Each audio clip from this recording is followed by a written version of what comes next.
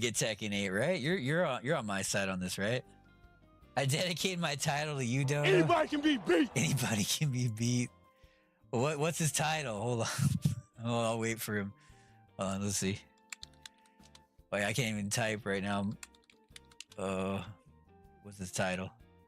Dodo, buy this already. Don't be a beach. After beating you in Tekken 8. Oh man, you guys love Tekken 8.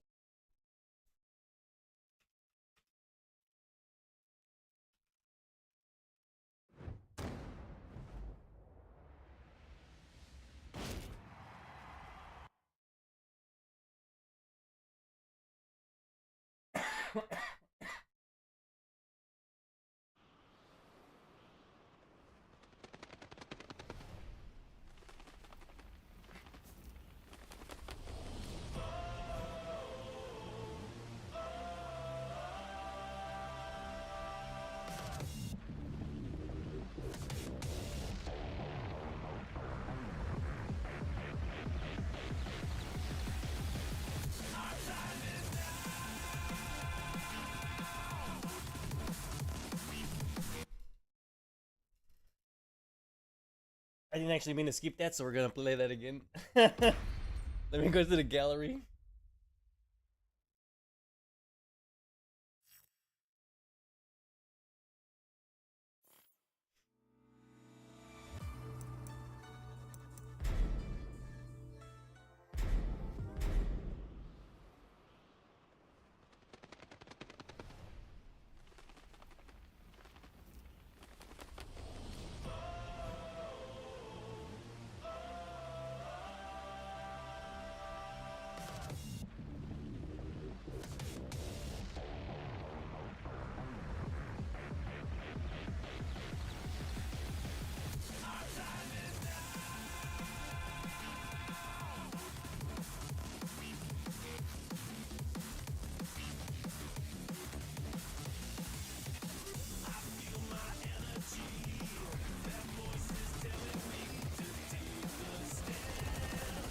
Not bad time.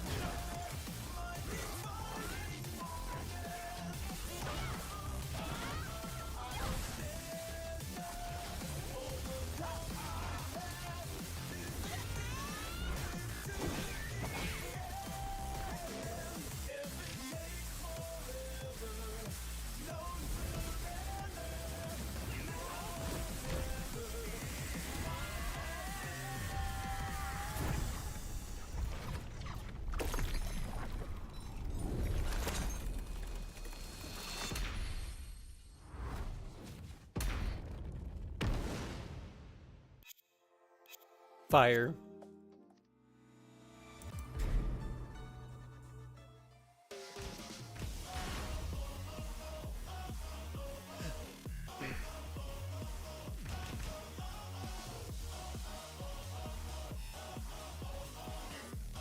Jack 8.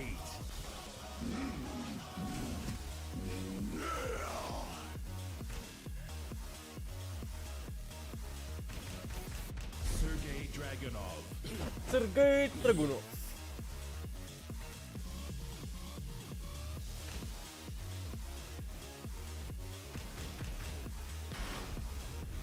Get ready for the next battle.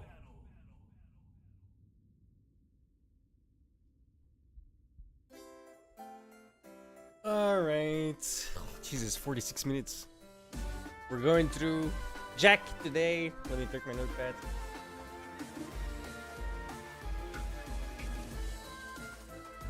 Hello and welcome. This is Roofamonger, my friends. This is your starter guide for Jack 8 in Tekken 8. So Jack's a very big boy, but you might have some misconceptions about him out of the gate. Yes, he's very large, along with the bears. He is the biggest character in the game. However, he isn't necessarily your typical big boy fighting game character because his strengths don't necessarily lie in gigantic, like overwhelming attacks. He has a couple really good ones, don't get me wrong, but where Jack is in the end is a super solid fundamentals poking character. His poke game with basic pokes is among the best in the game, and he really excels at it and excels at chipping you down with sort of low-level mix. And by that I mean basically mixing you up with highs, mids, and lows, but just singular poke form, not so much the big 50-50 into losing half your life. Now, he may defy your expectations in one way and not so much in the other when it comes to just the nature of the game. In strictly 2D terms, in terms of movement, Jack is actually a fast character. Even his basic backdash is faster than some other people's like backdash canceling, like Korean backdashing, right? So he can move forward and backwards very good. The thing, 3D game being 3D, he is very wide, what with his gigantic torso and everything, right? So while he can certainly sidestep certain moves, it's a bit more difficult for him. He will be hit by certain moves sidestepping that other characters just simply will not. So keep that in mind. Now, being a big character, yes, he does have a lot of advantage frames on block, and also he has a new stance where he literally flexes on you, and this is one of the best additions to the character by a lot. We'll have multiple sections about the stance, because both defensively it's powerful, and offensively, well, it's got a thing or two to work with. So yeah, Jack, in the end, big boy, carries a lot of the big boy strengths in that he has a lot of advantage, a lot of very, very, very long-range moves. He can kind of cover the screen in a way a lot of characters simply cannot. But then again, being big, he's a little easier to hit in certain scenarios that other characters can more easily escape. Now, to kind of head into our next section here, Tekken move lists, they're always very big. And you know what? You don't need to necessarily know every move. Sure, when you're a pro, go for it, right? But for now, let's focus on 10 essential moves for you to know. Yes, please. So the first of our 10 moves that you really need to know about Jack is not going to blow you away. It really isn't. Just down back one. This is the machine gun blast. I know this doesn't look like much, but Jack is a poke-based character, and let me tell you, this is the poke. The capital T-H-E, poke. Because I believe this is the single fastest low in the game from the standing position. It is 12 frames. Suffice to say, most other lows, even generic lows, are much slower than this. If you are not already blocking low, you're going to get hit. End of story, as simple as that. And it gives you a single frame advantage, like literally +1, which is great because it leaves you in crouching, and Jack is amazing from crouching. We're going to get some section later in the video. Bare minimum, you can do it, and you can hit like a while standing 4, and if they dare hit a button, they're going to get smacked. And for whatever very rare reason it would trade, trust me, the trade's going to be in your favor. But while you're here and you get that 1+ frame and you're scared to do anything because of that while standing 4, then you can start getting really interesting. You can start doing a lot of things from crouch. You can start bullying people, or you can just go for more and more and more. And he has so many good lows, like lows we're not going to talk about in this section necessarily.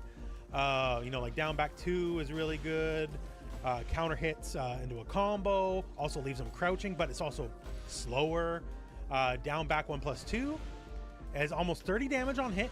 Both are lows. However, it's -70 on block. So, you know, down back 1, a little more generous at -12. You might eat it while standing 4. That's it. But yeah, as a poke-based character, you will threaten people with this all day long. You will just chip away at them, and there's very little people can do about it other than just a lucky guess. This is really good. Also, it does have multiple follow-ups here, as you can see here. So you can chain up to 3 times and go down back 1, 1, 1, 2. And if the enemy's at the wall, down back 1, 1 is a natural combo, by the way. So if you're just looking to get some extra damage in, from normally just, you know, anywhere else on the screen, it pushes back too far, but near the wall, they'll get a free extra hit in. So yeah, I know it's not cool, I know it's not sexy, but trust me, this is the stuff empires are built on. This is like the I do like empire building. Now, next up, keeping on that poke train, just regular old stand 2. Just a basic jab. Now, the thing about him and his basic jabs is his are actually slower than just about everyone else in the game. His stand 1 is 12 frames compared to most people's 10, and his stand 1 is 11 frames. But his stand 2 specifically has like 3 times the range of everyone else's stand 2 in the game. So then it becomes, well, like I said about poking, it becomes a big old poke, right? And it's very advantage on hit and still plus on block. So rest assured, hit, or as long as it connects in any way, shape, or form, it is effectively now your turn. Now from there, do what you want. You want to do more? Sure. You want to sneak in a quick poke? Sure. You want to go for like a tick throw setup? Sure, go for it. Whatever you want to do, it behooves you to keep going. Also, many strings come from this. So there is 2-1. So 2-1 is high, mid. So if they duck the initial high, they're almost certainly going to get hit by the mid. And also the mid connecting leaves you at +2 frames as well. Even has some canned follow-ups here. So 2-1, 1+2 is a completely safe on block, this kind of chain gun follow-up. Kind of resets the spacing, and trust me, even though it's a little negative, resetting the spacing is to your advantage. Or 2-1-2. If they're expecting that follow-up and they try to duck it, this is a mid, and we'll bob them, and also we'll launch them as well. You will get a combo out of it. Also, if you're looking for quick guaranteed damage in a situation where you happen to be +11, of which Jack can force, as we'll talk about later in the video, 2-3 as well. So 2-3 is just a quick 28 damage. Now, it's not safe on block. So once again, save this for situations where damage is guaranteed. But if you need quick guaranteed damage, it's not a bad source of it. But yeah, in the end, just amazing poke, very solid. Once again, on hit or on block, it's your turn. And from there, you can keep poking away or enforce whatever mix-up you want to enforce. The range of the move is very large for what it is. Use and abuse. Once again, this is a poking-based character, and this is one of the pokes you want to use. Now, going with our next move, we're going to get to more exciting moves, don't worry, but we got to keep the basics in mind, because Jack is a fundamentals character in the end. So, just down forward 2. That's kind of like your generic launcher, right? And much the same, you know, like a lot of...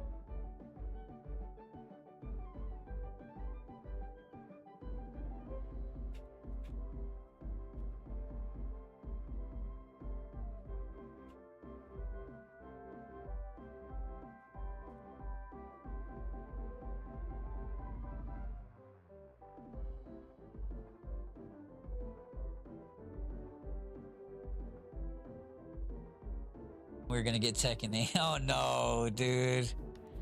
Holy shit, no. It says ultimate? It says ultimate? No, he can't be serious. He wouldn't do that to his viewers, guys. There's no way he'd do that to his viewers. Holy crap. Totally would. Okay, that's a scam, jockey. Oh no. Tekken 8. Out of the cast, you get your generic launcher. Cool. I'm gonna get my buddy to buy combo the You're time gonna pay and for just this. kinda I go don't know from what there, I'm gonna you know. do. But holy mackerel. Out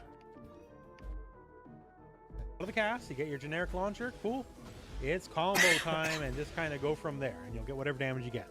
The thing about Jax that's special and warrants inclusion on this list is, just like so many other things, the range. He's got very long arms, and you know, from a lot of the casts, like if they do their generic down 4-2 from the round start position, they'll just like barely hit. Now Jack can be a lot further away and still connect with his generic down 4-2. So in positions, once again with his exceptional backdash and all that kind of stuff, in positions where the enemy whiffs even a little bit, just on reaction, if anything whiffs, boom, just go for it. Don't think twice. Because you'll catch limbs, you'll catch arms, legs, whatever. You'll catch a lot of things that other characters simply cannot hit with their generic launcher. Jack absolutely can. So it's a little generic, sure, but as a generic tool, it's one of the best generic tools in the game, because he simply has like double the range the rest of the cast has. Now, next is an important building block of the character, and once again, keeping with the poke theme, forward 1, the jackhammer. So the jackhammer, look at the distance between the two characters here, right? The jackhammer's got the range, is what I'm trying to tell you. It is a 15 frame startup, so considering it can hit from, you know, roughly this far away, 15 frames is actually amazing, and hits mid. So no ducking shenanigans or anything like that. And as a base hit, it's fine. Leaves you at +8 in their face if they connect. And once again, you got great pokes, and you kind of just do whatever off those advanced frames. You force your mix and force your pressure. And if it happens to say get blocked, it creates an intense amount of pushback. You're -6, as you can see here by the numbers, right? -6. But at this distance with that pushback, -6 is a suggestion. It doesn't actually matter in the real world. You can kind of just do whatever you want. So what I'm trying to tell you is it's very negligible if it happens to be blocked. And if it's hitting, great, all reward. And speaking of all reward, on counter hit, it just splats the enemy down to the ground. And from here, you get things like, say, down back 1-2, completely guaranteed. And completely guaranteed here, add the damage. Okay, the base hit 26 with the counter hit, plus another 20 damage, 46 damage off a 15 frame half screen counter hit. Sounds good to me. Also, you can cancel into his new stance. Now on hit, canceling into the stance is kind of like a zero sum, but on block, if the enemy blocks a move and you go into stance, you're now advantage frame. Now the stance, a lot of the stance moves are slower, as we'll get into, but if you just want to mix it up every now and then you do a move, every now and then you do the move and go to the stance, you can keep the opponent guessing. And also, just like before, on counter hit, if you do go into stance, you still get a little free guaranteed damage, so that is very helpful. So workhorse of a move, only thing is don't get too predictable with it out of range, as it's an incredibly linear move, and therefore if they see it coming, they step it. But you know what? You got things that catch people from range with step, right? Like circle 1+2, regular 1+2. So you got options, but just don't get too abused with it. Now here's another fun move, forward 2. So Jack having slower moves because he's a big boy. Forward 2 is an actual 10 frame. So, you know, most people stand 1, stand 2, they're 10 framers. Jack, it's forward 2. Now, unlike most people's, his is punishable on block, right? It's -12 on block. So what's the deal here? Well, one, you're taking some element of risk if you want to fast attack. That's just sort of the nature of the character, right? But also on counter hit, this is like your big time panic button. Because on counter hit, it just completely splats the enemy down to the ground. And beauty here is specifically, you get guaranteed damage off that. So you can just go for 4-4-4, and if you get that counter hit forward 2, boom, 50 plus damage, easy peasy, right? So when you're panicking, you don't know what to do, and like the enemy's pressure, you might as well go for your fastest attack, right? And specifically for him, Coded, his fast attack is a big time bonus on counter hit. So when you're panicking, hit forward 2, and you know what? No idea, bro. Which is great. But you might Hopefully counter hit, close. even better, you get gigantic reward. It's just simply a really good panic move, really good at what it's designed to You should have do. added already. And in situations where you need a 10 frame punish, well, this is your 10 frame move. So there you go. Another very important move for Jack is sidestep 2. So even though he's not great at evasiveness, he'll generally sidestep anyways, just advantageous situations as far as like stage go. And the move itself is fairly quick. It's a high, so it is duckable, but it's a monstrous +9 on block, and also does an incredible amount of chip damage while having an incredible amount of range, as you can see here. Like, you don't expect most moves to hit from this far. Jack says, no, we're good. We're going to hit from that far away. So when people think they're out of range, you're never out of range when it comes to Jack. And the beauty is, so plus on block, good. Chip damage, good. What if it hits? And if it hits, Splat City. And just like we talked about a moment ago, forward 2 and that forward 2 counter hit, this doesn't need a counter hit. It just triggers automatically if it connects. And if it connects, forward, big boot, you get that bad boy. And you get that pretty respectful damage off such a long range poke for what it is, right? So when you're doing the whole trying to outspace each other, keep in mind you got some good stuff. Also, even more, he does have sidestep 1. It's obviously a good deal slower as a launcher, 30 plus frames, but this bad boy is also related to block. It is +6, but if they're just ducking in situations where, say, they're expecting this high, you can just go for this instead. And then, hey, collect your free launcher, I guess, and just kind of go from there. Whatever you want to do, the damage will work itself out, right? So sidestep attacks for Jack, pretty powerful. Another important button is down forward 1. This guy right here, just kind of a quick punch to the gut. So it's 14 frames as a mid, is a little slower by the cast standards, and hey, it's kind of a running theme, right? He's got slower buttons. Like, he does have back 4, but this is negative on hit, let alone on block, right? So it's not the best check. So this guy here, +3 on hit, and if it's blocked, it's only -4, so it's fine. So the beauty about down forward 1, top of just being a good mid check and with a very respectable range, as you can see, once again, kind of a theme with Jack, right? Long range pokes, is you can kind of pressure and follow up after with some staggerable pressure. If they want to take their turn right after they block this, or even if you hit, right, they can be in for a world of hurt. You have down forward 1-1, which comes in a little slower, it's slightly punishable on block. It's not a natural combo necessarily, right? Will combo and counter hit though. But if they try to hit buttons, even a quick 10 frame button, they're gonna lose. And if the second hit by itself connects as a counter hit, then it becomes a launcher.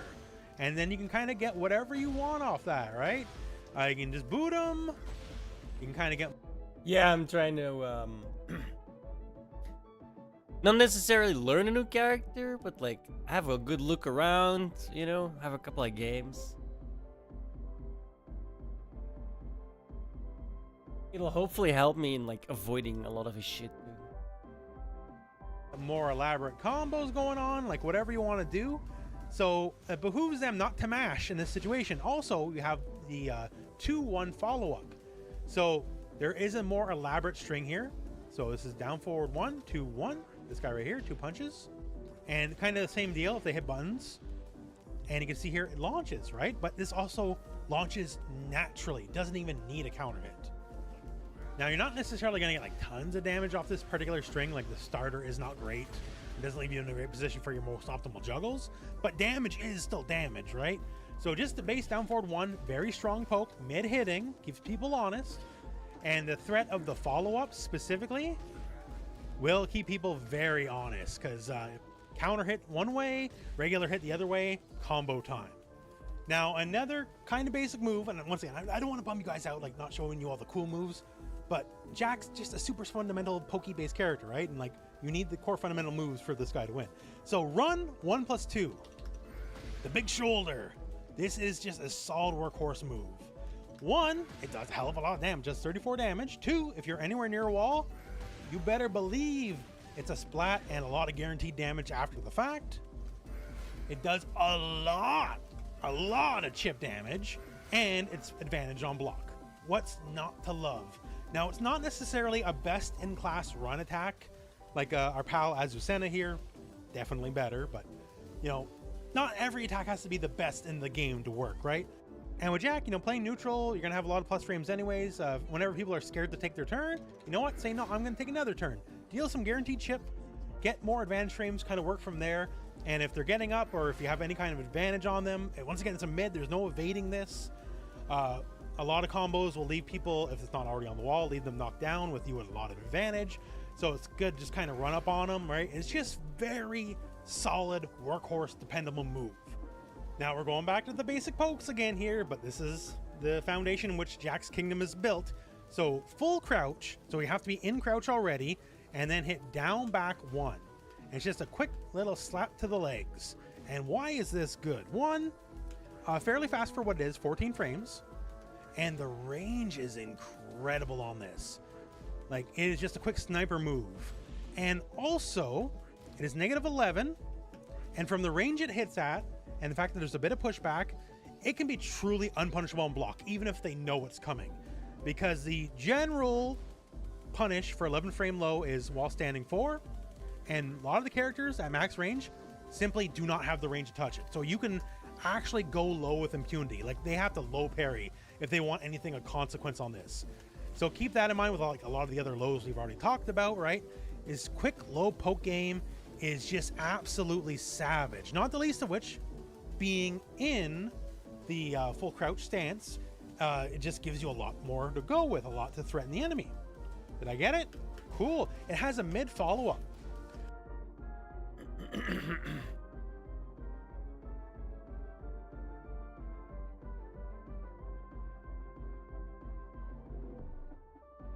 So I can go low then mid really quick. Done.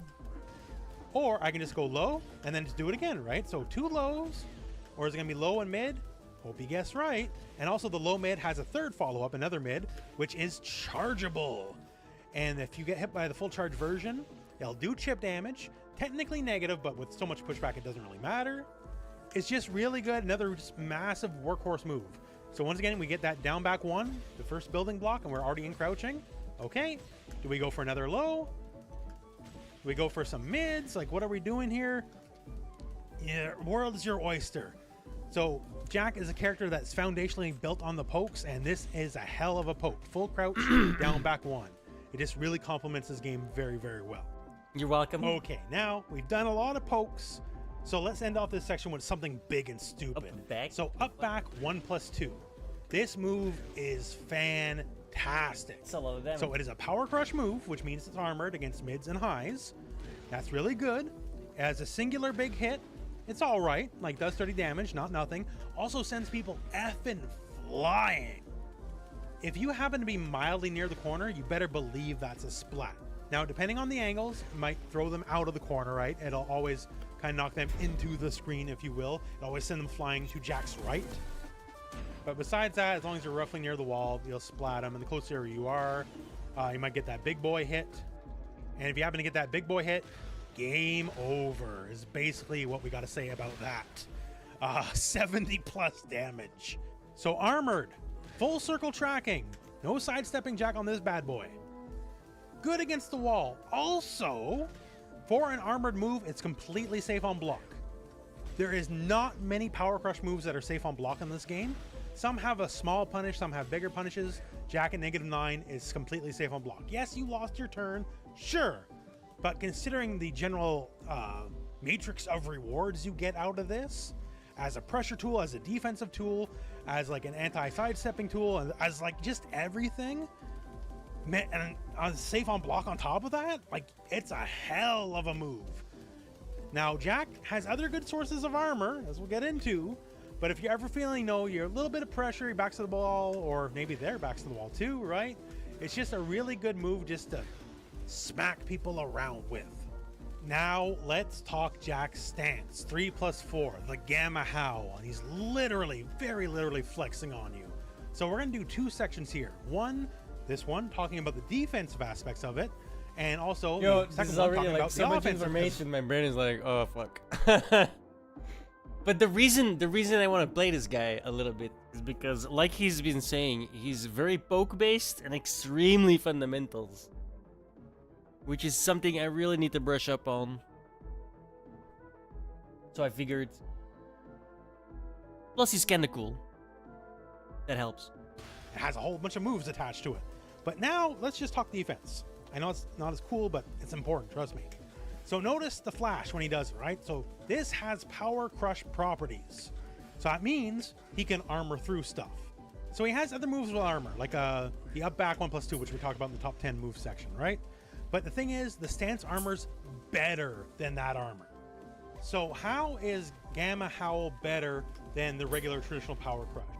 Well, one, even though it doesn't explicitly state it, it does kind of low profile at the startup, which is very handy, versus the other power crushes not so much.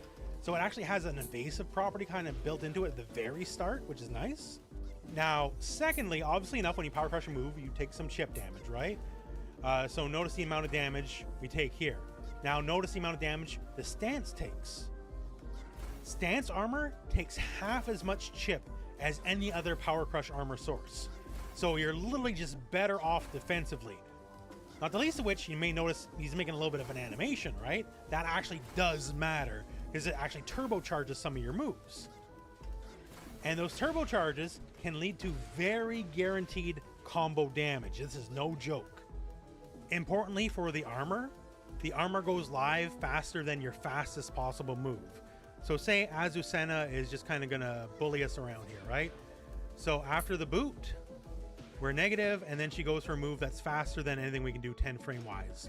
Like, we can try to hit forward too, that's our fastest move, but it's not gonna work and we're just gonna get beat. The armor though, even after we get hit, the armor will still go live, because it goes live faster than 10 frames, which is what our fastest moves go live in. So if we know we're gonna get bullied here, fine, great.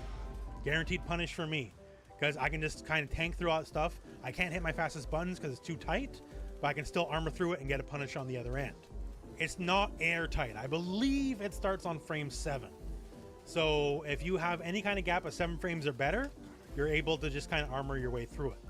And say in panic situations where you know something's coming, but you don't believe yourself to be fast enough to stop it, like say Azucena's run 3-2, you have a rough idea it's coming, just armor through it. As long as you're roughly on the ball, it will work out, and you can kind of just go from there. Now, any combo off of this, like say stance 1 or stance forward +1, it already uses up your tornado, so you're not going to get the biggest punish, but you will get more damage in than your generic power crush scenario, and obviously a lot more screen carry as well, right? So play around with it. It can get guaranteed punishes off many things where you kind of just had to sit and wait, or otherwise wait your turn. The armor goes live faster than your fastest attacks, and if you do successfully armor through something, it'll enhance that state where you see them kind of flex and power up, and from there you get some pretty big boy things. So now let's talk offense for the stance. Many moves transition into the stance, forward 3 kind of being the most important of which, where you just hit forward 3 and then hit down to go into the stance. Many moves, if you stance cancel, you're going to be advantage on block, and the very few that aren't advantage on block, like say forward 3 +4, it's not because you get a guaranteed grounded combo. You can guaranteed low throw someone if it hits into stance cancel, so that's why that one's negative on block. You get a lot of fun moves from the stance. Most importantly is stance 1 and stance 2. Stance 1 is a full circle mid. That means no sidestepping, no ducking. Now, of these moves, it's one of the rare ones that's punishable. It's negative 10 point blank, so they'll get like a quick jab combo on you or something. This is to dissuade you from all the other options. Start doing this one if they start avoiding everything else. Because we got the moneymaker, like say, stance 2. So stance 2 on its own is just a big F off right fist, right? No subtlety. Like we talk a lot about jack and pokes and all that kind of stuff. No, this is not poking people. This is just crushing people. It is a high, yes. It is also plus 11 on block. 11. That's a lot to be plus by. Not many moves can approach anything close to that. So suffice it to say, if it's blocked, it is still very much your turn. Now the thing about these two specifically, that power up, these are the two moves that get powered up if you flex a move. Both the 1 and the 2. 1 becomes safe on block now. So it's -6 now instead of -10 like it was before. 2 becomes a guard break, which means now with that plus 11 frames, the guard break means you actually get legitimately guaranteed damage. Like 2-3, now guaranteed. Because it's guaranteed damage, it does scale a little bit just to keep things fair, right? But guaranteed damage is guaranteed damage. They lost for blocking. By blocking, they made the wrong move, which is usually not how it is in fighting games, but Jack is a character that can enforce this. And if it connects, 1 just becomes a straight up launcher. So normally it's just a basic hit. But if you have the charge up, this full on launch and win the combo, as we showed earlier, a guaranteed punish in many situations where you would flex on somebody. Not every situation. If it's just a quick poke, you armor through, nothing else, they'll still have a chance to block. But then it's safe on block, so whatever. And 2 just becomes a giant F off hit, right? It does more damage. So like, it's not exactly a subtle move. You just get more damage if it goes. So those 2 moves specifically are powered up if you stance parry a move.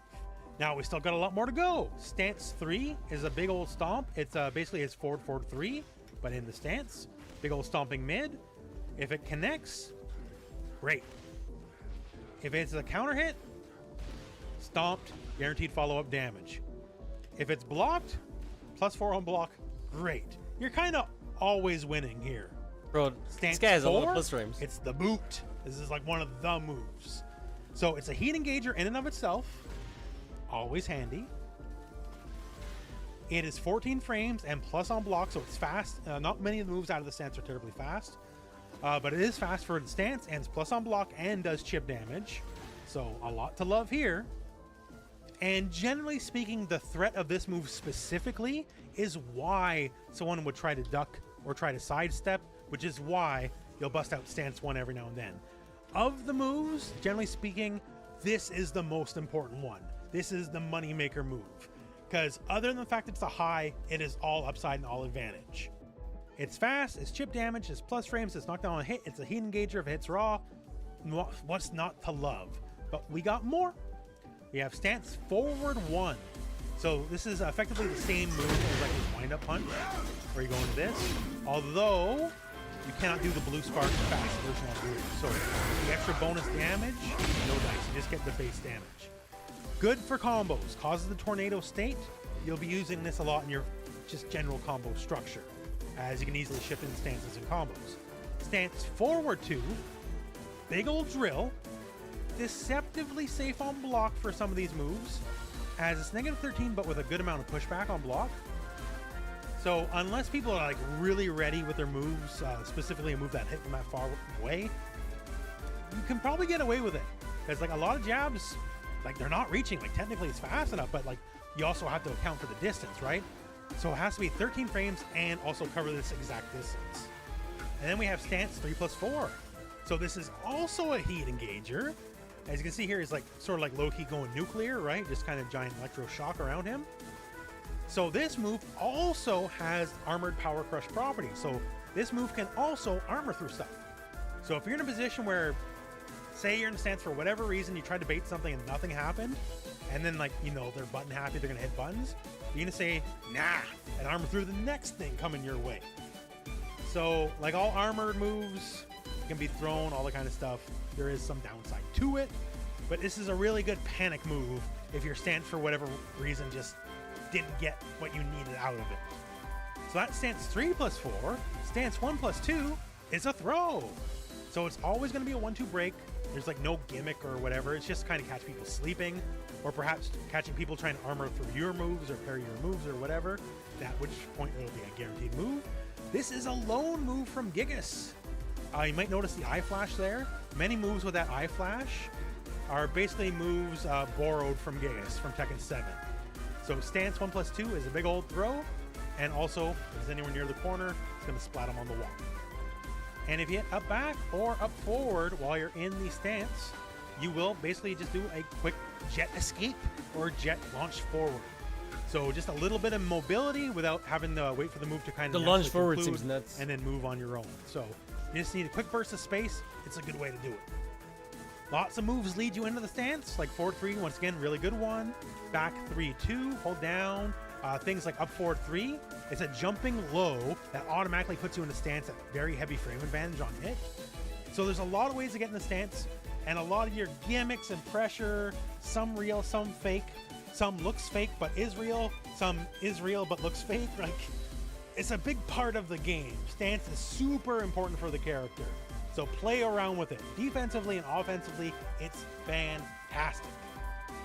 Now, let's talk Jack in Heat Mode. Heat Mode, very important for every character in the game. Jack, obviously, no different than the rest. But what does he specifically... That Jack is fucking Android 17? 18? 16? The guy from Dragon Ball Z. Yet. You may notice his hands are glowing. And when he's in Heat Mode, the bonuses you would get from the stance if you parried something in the stance are just forever live. That means stance 1 is always a launcher when you're in heat, no matter what, and always safe on block when you're in heat. Very good. And that means stance 2 is the big F-off hit if it connects, but more importantly and extra scary in Heat Mode, that means stance 2 is always a true guard break if it connects at all when you're in Heat Mode. And this means things get scary, because even the most basic quick stance cancel can lead to a guard break. And then it can be whatever, like they're blocking your jabs. Think fast. Whoops, you didn't think fast enough. Haha, guaranteed damage, you're dead. Game over, right? So the threat of the omnipresent guard break while you're in heat stance is really good. Not the least of which, because when you're in heat mode, everyone has their heat smash. Jax, his giant railgun, blows you away with it, right? Really cool, really cool. The thing that's not immediately apparent until you look at the numbers, though, is that it's 10 frames. It's the fastest in the game. A 10-frame heat smash. So now, suffice it to say, in those situations where you need the quick 10-frame punish, you can do a little bit better than forward 2 now, right? Forward 2, it does what it does, what you need to do, because Jack has slow moves. But now, take 50 plus, right? pretty savage. Now, putting 2 and 2 together, if I'm in heat mode, and every stance 2 I do is a guard break, and I have access to the single fastest heat smash in the game, oh. So yeah, it'll scale a bit, because that's how it do. But if you hit someone with stance 2 in heat, the heat smash is guaranteed if they block. So their reward for correctly blocking your move is eating 36 damage, which, bad feeling for them, very good feeling for you. Now besides that, you got a lot of the basics. Like all your normals are going to do chip, all that kind of stuff, right? That's all well and good, especially because, you know, you can start harassing with some of your better moves, right, and get your chip in. But the big deal is your stance is always the permabuff versions of stance 1 and 2, and you have the fastest heat smash attack in the game, and because you have the fastest heat smash attack in the game, stance 2 in heat, being the auto guard break, means you get auto heat smash punish. So yeah, it's pretty all right is what I'm trying to say. Jack is a bulldozer when he's in heat mode, because if you are just passive and block too much, bullshit. You will pay the price. You cannot afford to just hold back and block against Jack in heat mode. Now let's talk Jack and Crouch. Jack from Crouch has one of the best move sets in the game, both with while standing moves, like while rising moves while you're getting up from the crouch, and moves while you're in the crouch already. And the thing is, one of your most basic building blocks, down back 1, once again here, such an important tool, will put you in crouch kind of automatically, and that's kind of the party starter here. So while you're in crouching, you get access to one of your best pokes, down back 1, and we talked about it earlier in the video. It's very good for a lot of reasons. You get down, hold down, 1-1, double low, and this is going to be a theme because you're going to get a lot of mix. Down 1-2 while you're crouching is low mid. You get down forward 1-2-1, which crumples the enemy and is all a natural combo. So if they're blocking too many of these lows here and they're worried about the low parade, it's a good way to die pretty quick is what I'm trying to tell you here, because die you will back in heat mode. Now let's talk Jack and Crouch. Jack from Crouch has one of the best move sets in the game, both with while standing moves, like while rising moves while you're getting up from the crouch, and moves while you're in the crouch already. And the thing is, one of your most basic building blocks, down back 1, once again here, such an important tool, will put you in crouch kind of automatically, and that's kind of the party starter here. So while you're in crouching, you get access to one of your best pokes, down back 1, and we talked about it earlier in the video. It's very good for a lot of reasons. You get down, hold down, 1-1, double low, and this is going to be a theme because you're going to get a lot of mix. Down 1-2 while you're crouching is low mid. You get down forward 1-2-1, which crumples the enemy. Man. Fuck. And this is going to be a theme because you're going to get a lot of mix. Down 1-2 while you're crouching is low mid. You get down forward 1-2-1, which crumples the enemy and is all a natural combo. So if they're blocking too many of these lows here and they're worried about the low parade, it's a good way to die pretty quick is what I'm trying to tell you here, because die you will if you didn't block mid, right? Okay, so we got low mids, we got mid mids, do we got mid lows? You better believe it. So full crouch, down forward 2, down 1, that is mid low. So low low, low mid, mid low, and mid mids. And from full crouch down forward 2, we can do a lot of things. So full crouch down forward 2-1 is a natural hitting mid-mid combo. And also from here, we have down forward 2 forward 1, which is a high that sends people flying. So if they're worried about, you know, a low near a wall, this splats them on the wall. And I think you've been picking up what we've been putting down here for the last little bit here, right? Like, you're going to get that damage in. And like, okay, we got all these little low pokes here. What if we need a power low? So while you're crouching, down 1+2 is the big old Jack double arm sweep, which has a natural combo follow-up. So 37 damage, that's a lot, right? So if you didn't block low, almost 40 damage. So power lows, we got you, right? So we got power lows for big damage. We got combo starters with mids. We got all sorts of mid lows, low lows, mid mids, mid lows. Basically, what I'm trying to say is it's not mostly high scale damage, but Jack can blend you very well from the crouching position. And once again, down back 1 puts you in crouching automatically. And from there, that's kind of the big party starter. Now, let's talk throws. Jack has an above average throw game. It's not as good as King. No one's as good as King. King's the king of the throws, right? But he's very serviceable. So 1, he utilizes all 3 throw breaks. The most important ones for a 1 break, quarter circle forward 1. This is kind of like the least important throw, but it's just there because it's a 1 break and keeps like the mix going, right? So 40 damage. That's all right. It's serviceable. Next up, he has multiple 2 breaks, but this is kind of the easy go-to one. Quarter circle back 2. So it's a big old backbreaker, and the beauty of this, it already does 45, but does more damage, but it guarantees down back 1+2. There's no escape. So it's actually 65 damage because there's no way out of that guaranteed down back 1+2 after the fact. And there's down back forward 1+2, which is another kind of 65 damage because there's no way out of that guaranteed down back 1+2 after the fact. And there's down back forward 1+2, which is another kind of pile driver, and this does 50 damage. So you got all 3 breaks accounted for, 1, 2, and 1+2. So that works. And there's a lot of other throws, yes, but those are the core ones that will generally matter the most. Now, fun bonus, the 1 break is a ground breaker. So for the stages that matter, like say this or the asteroid, that matters. And the other pile driver, down back forward 1+2, also much the same. So for when it matters, you're going to get the damage. Let's put it that way, right? You're going to do all right by yourself. Don't worry about that.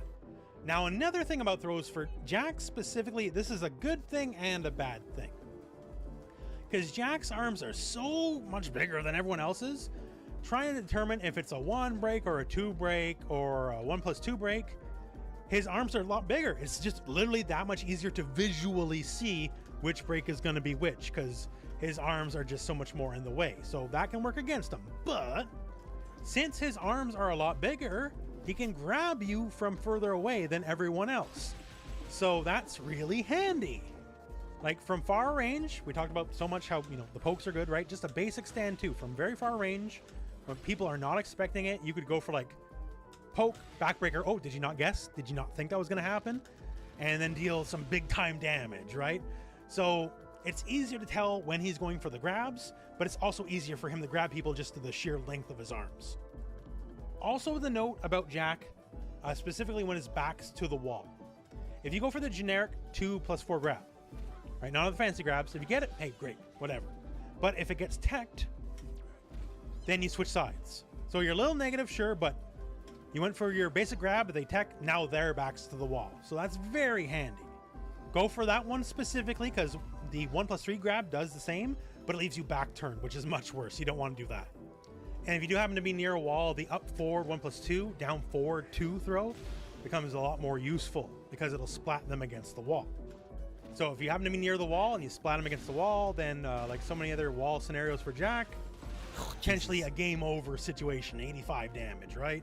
So Out of nowhere, generally bro. the pile driver, the 1+2 break is better Ridiculous. there, but this 1+2 break is better specifically against the wall. All right, now let's talk Jack and combos. So I'm going to give you some basic combos, some theory behind them, and a couple just weird oddities, right? Let's start with your basic generic launcher combo, as that's kind of the most important version. I'll give you the basic version and one that does a bit more damage, but is a little bit harder to do.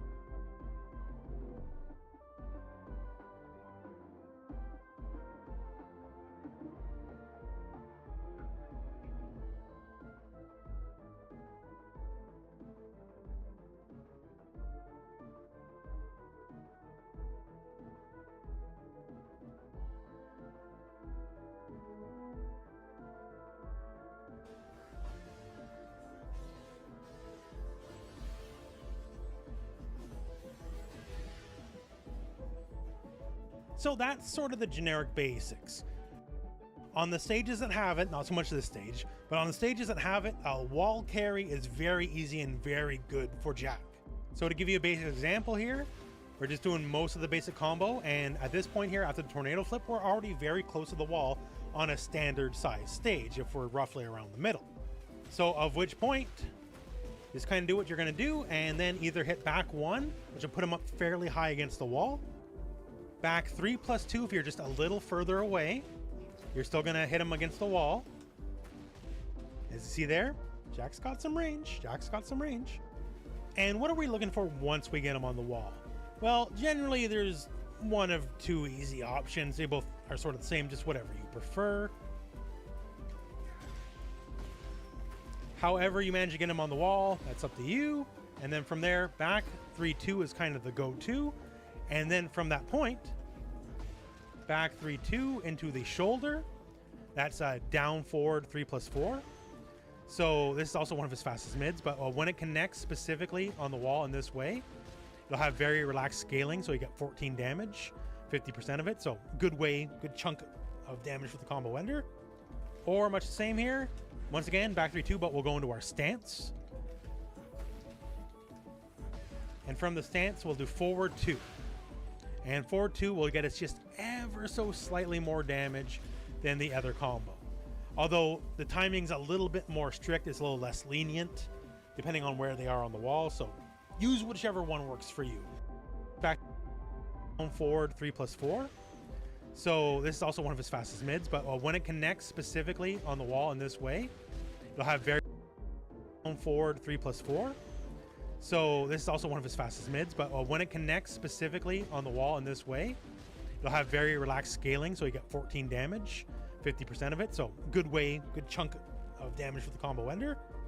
Or much the same here. Once again, back 3-2, but we'll go into our stance. And from the stance, we'll do forward 2. And forward 2 will get us just ever so slightly more damage than the other combo. Although the timing's a little bit more strict, it's a little less lenient, depending on where they are on the wall. So use whichever one works for you. That's the general ender. He had a more powerful one involving the blue uppercut, but that got patched out. Now, just for some rapid fire combo situations. Some basic, some a bit more advanced.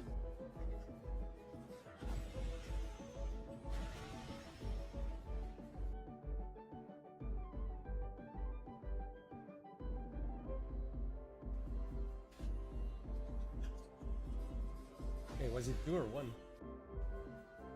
Okay.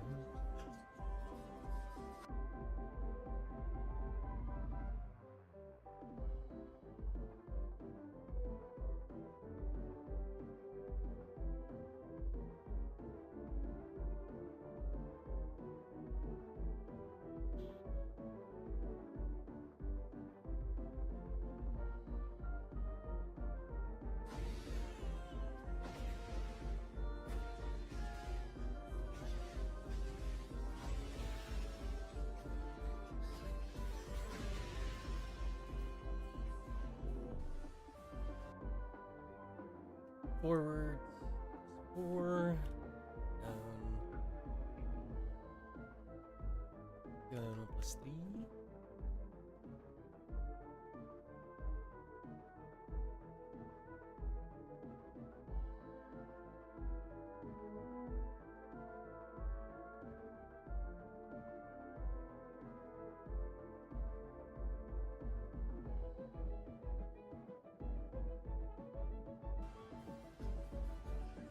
Am I spanking nerds? No, I'm actually learning a new character right now. I'm sorry, the chat was behind the box. Because I'm writing shit down, clearly. How you doing, Salmon? What's going on?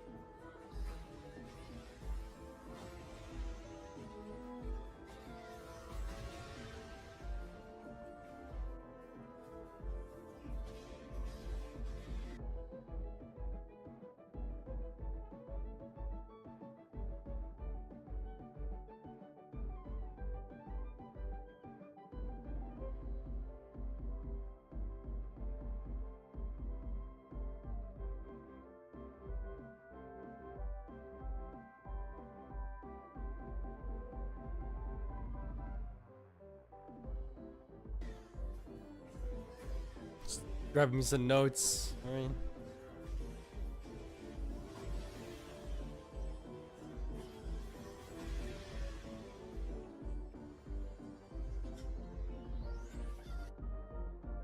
Wow.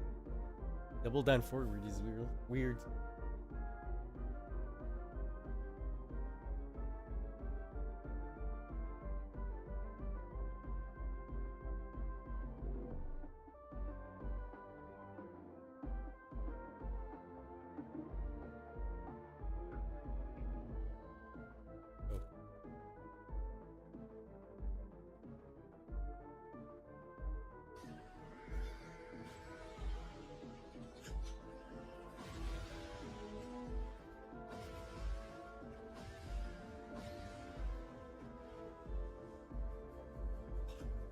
It's a lot of info, bro. Fucking hell.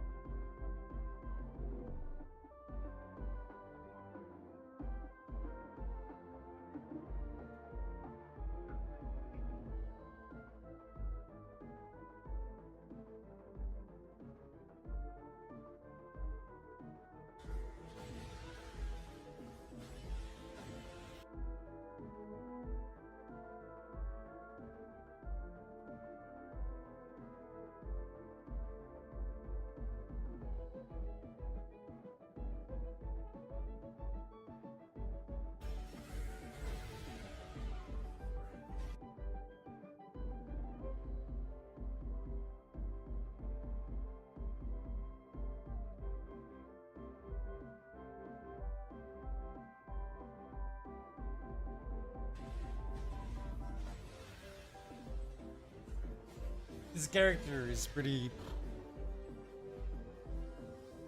And that is the Jack starter guide. So Okay. I forgot all of it already.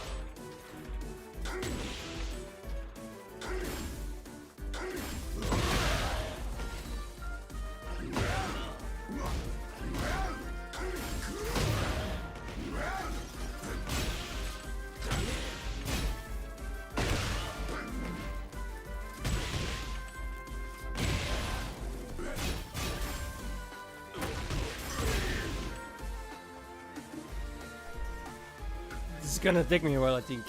He's kind of weird.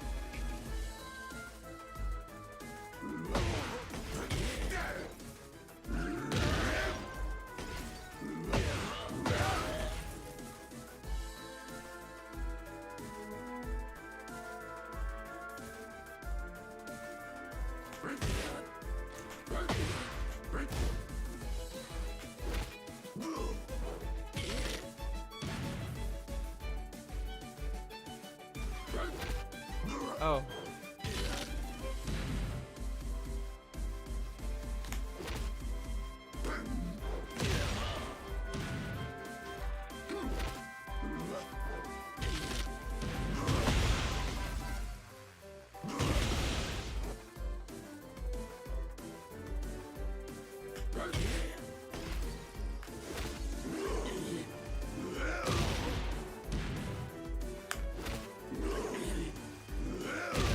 Bro, you can hear him go like, what the fuck?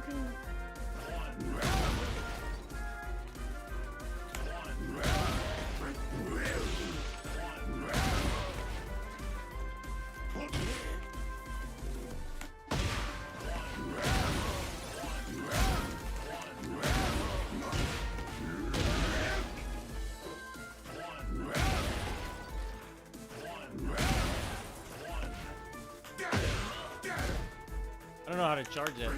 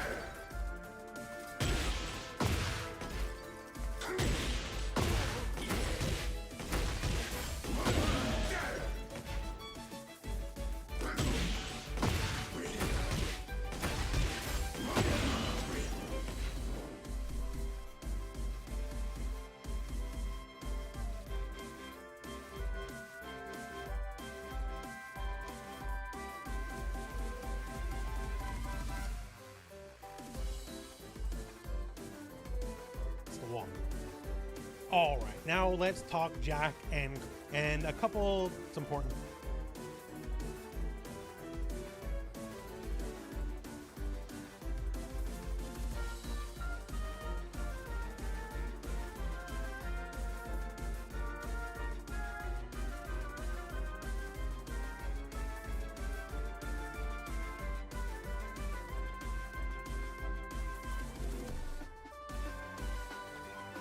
I needed to see the dash.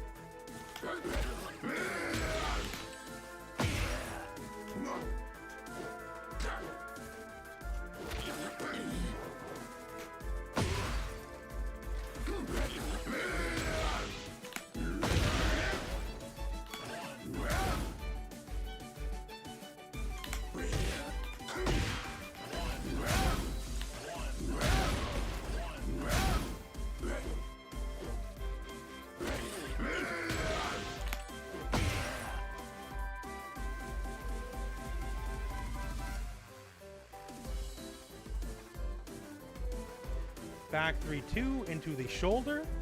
That's a down forward 3+4.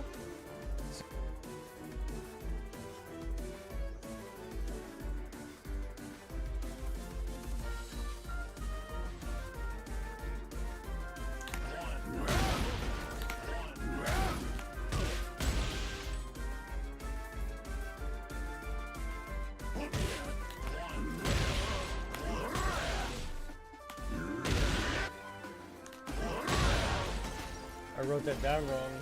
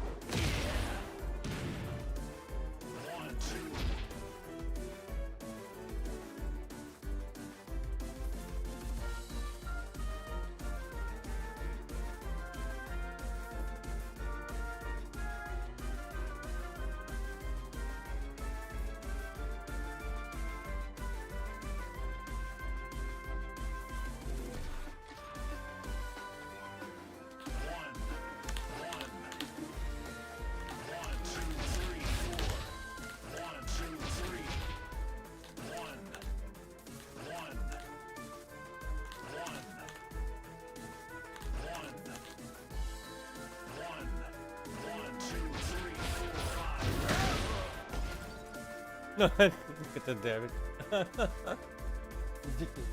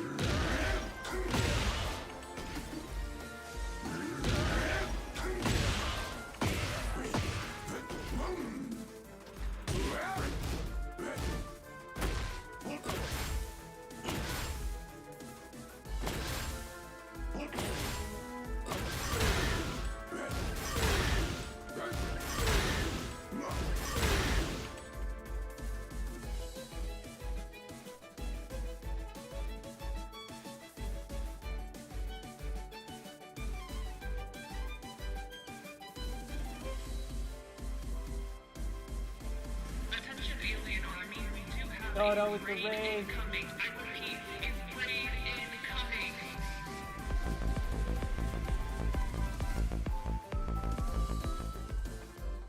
Goodbye, taking it.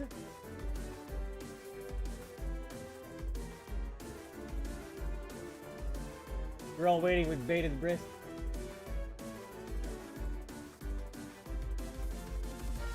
It'd be better if you were at it, right? Thank you so much for the follow. Much appreciated. We learned a new character.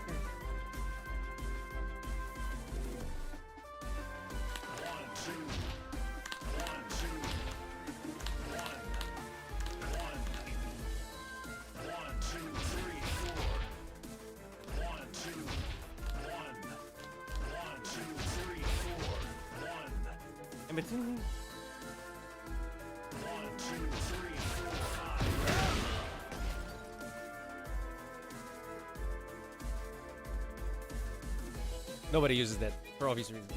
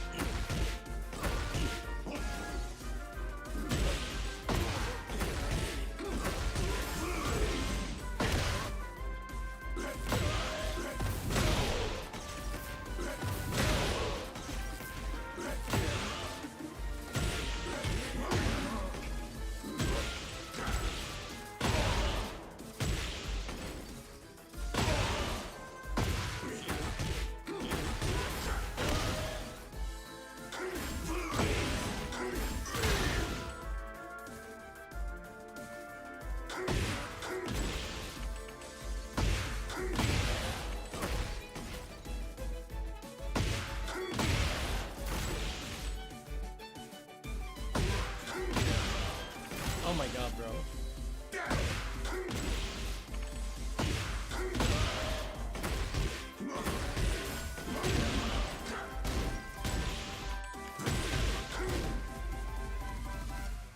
I think it's 80 for a full game.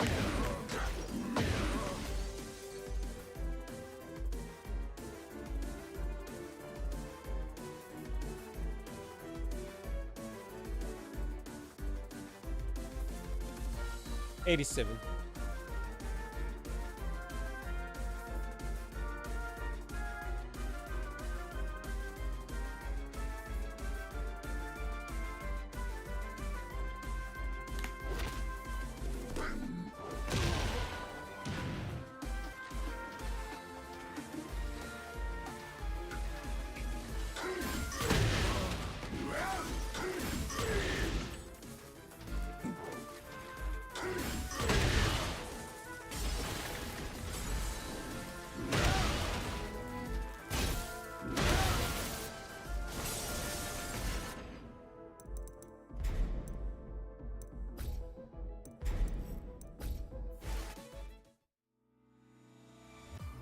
Let's get my ass handed to me.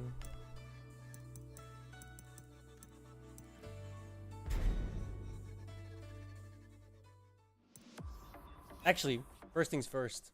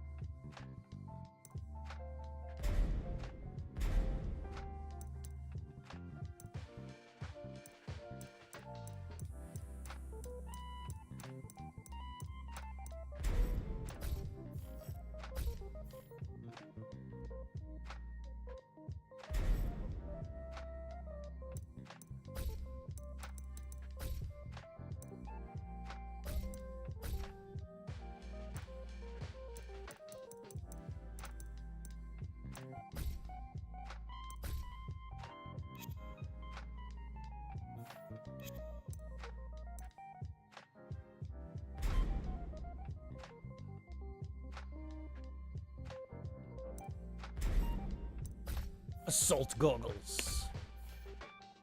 Bro, I have 115 million. This game throws money at you, there's like literally nothing to spend, you know?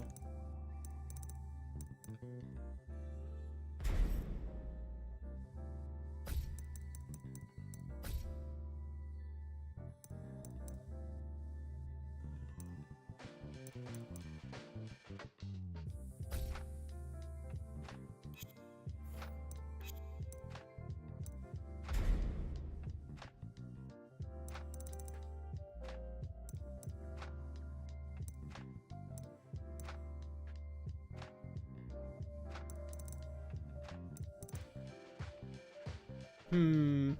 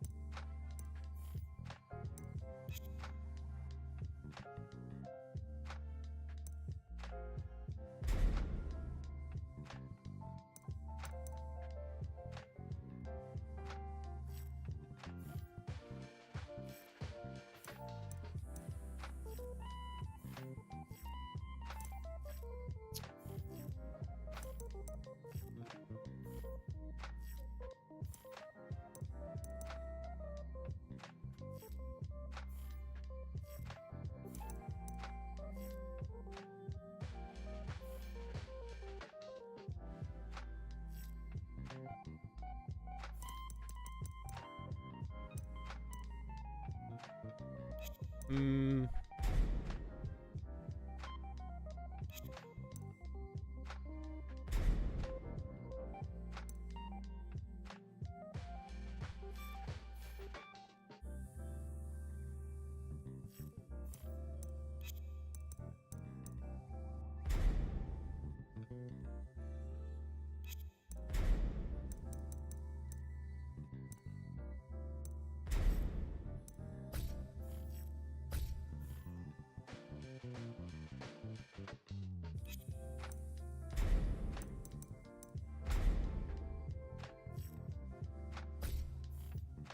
Brian cosplaying.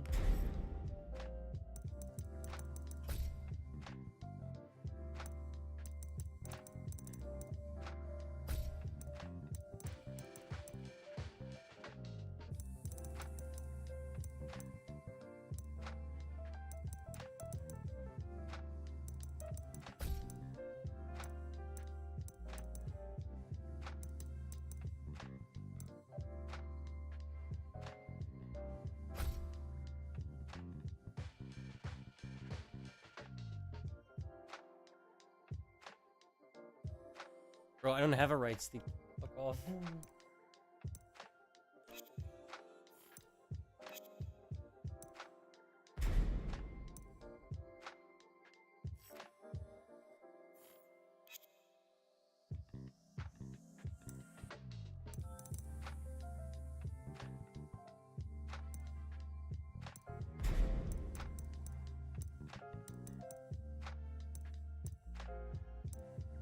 They give me a beret, they give me a like camo pants, but no plate carrier or anything.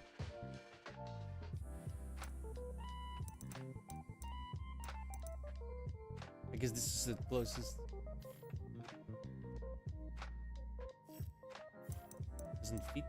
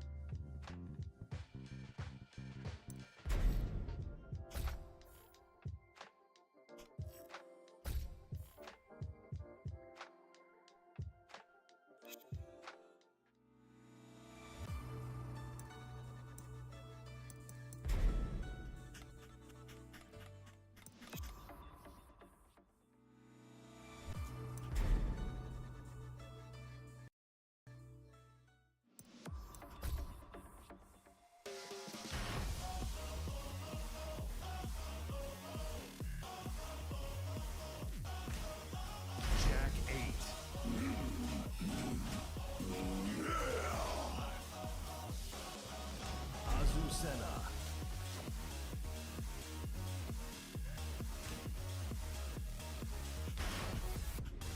Get ready for the next battle.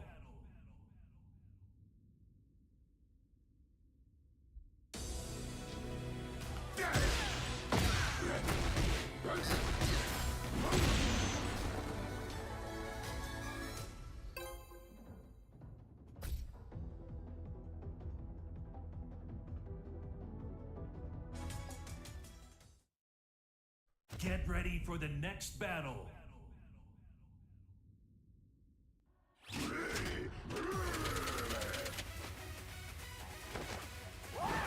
Come and get some, I dare you. Round one. Fight.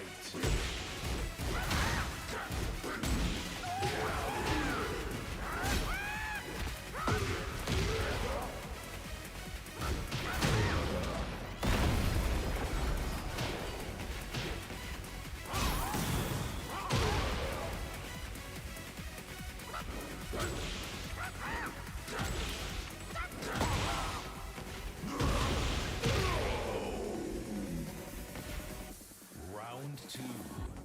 Fight.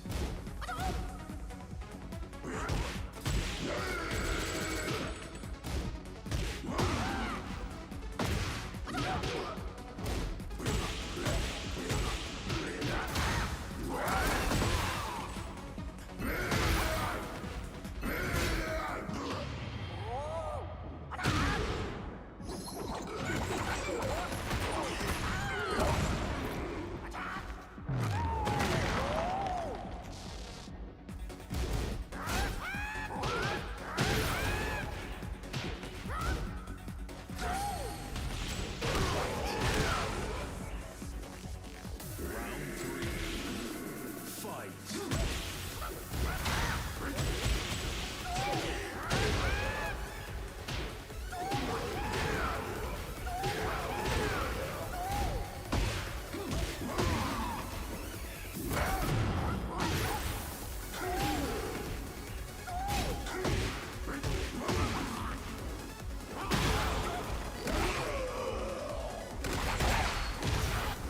You lose.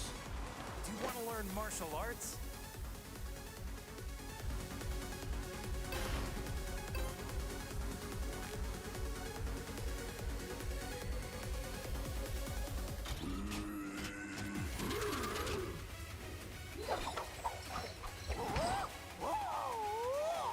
Round one. Fight.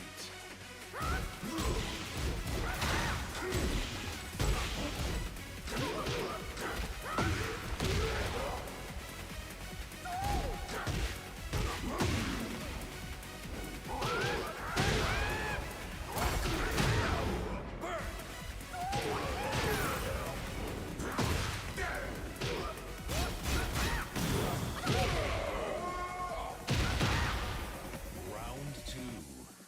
Fight. Round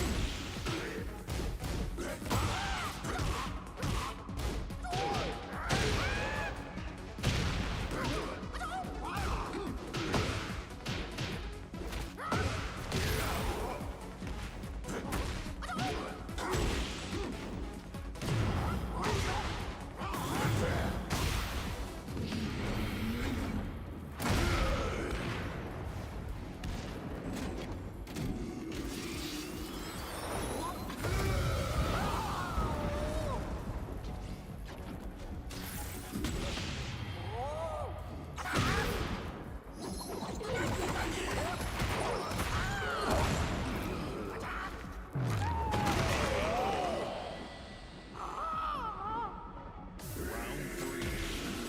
Fight.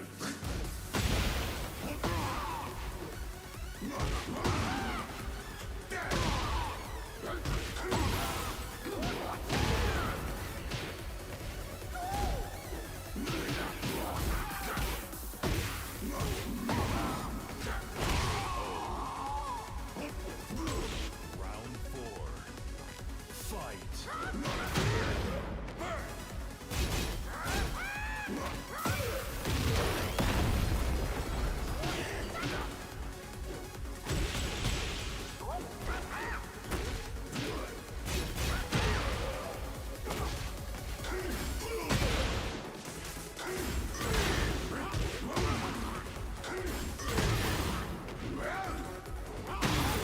did I jump? What?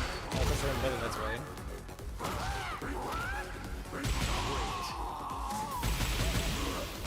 Final round. Fight.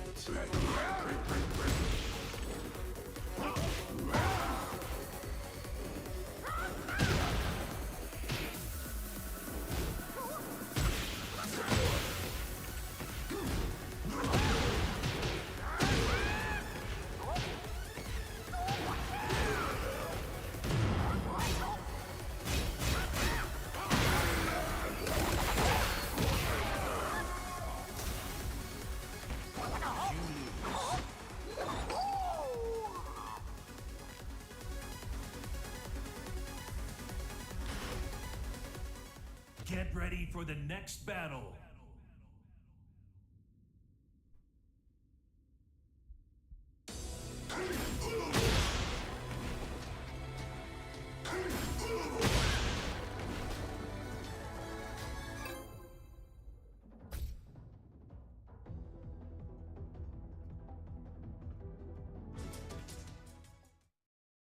Get ready for the next battle.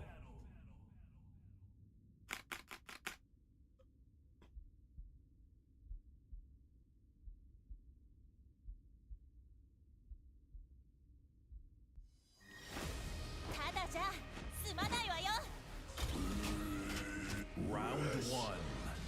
Fight.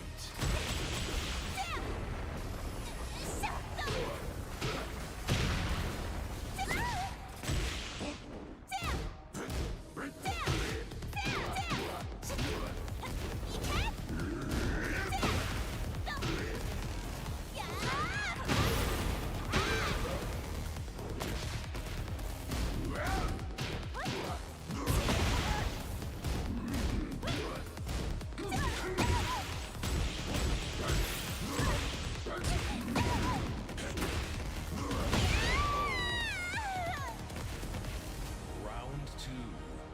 Fight.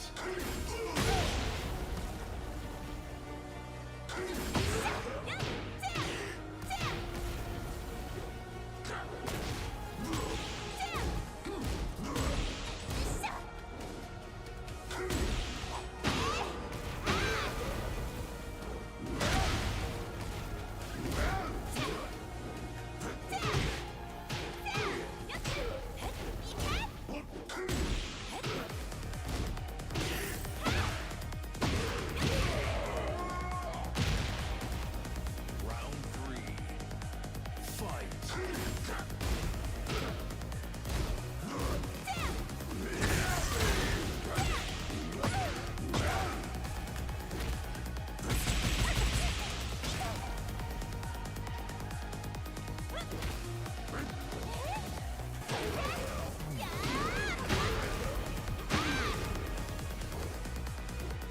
Oh my god, these people are so cringe, bro.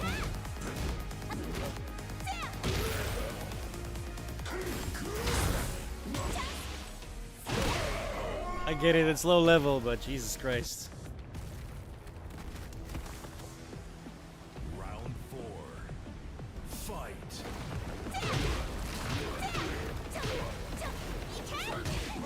He hasn't done that combo once.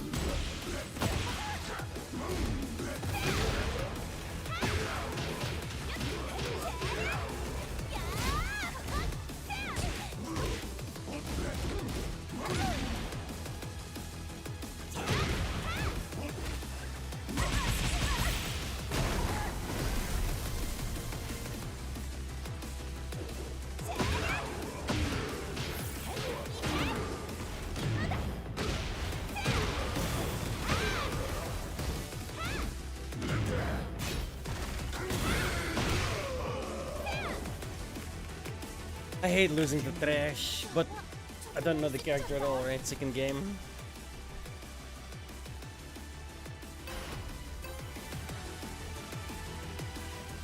The downside is that guy knew almost less than I do. He's just Zhao Yu, easy ass character. Fight. For when you don't want to play Tekken. Literally, that's literally what the developers say about her.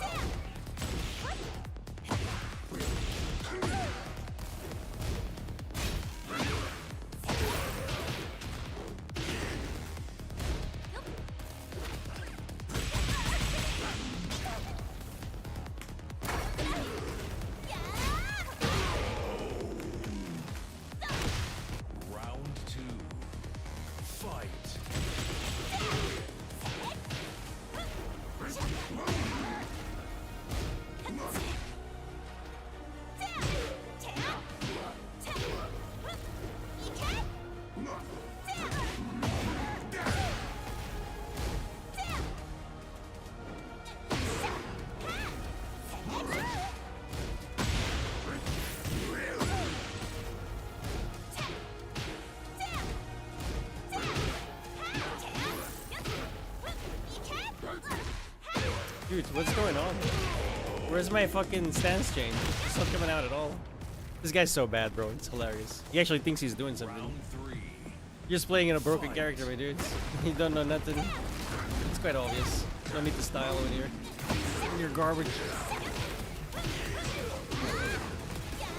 My mom could get the yellow ranks with Johnny. She's that easy.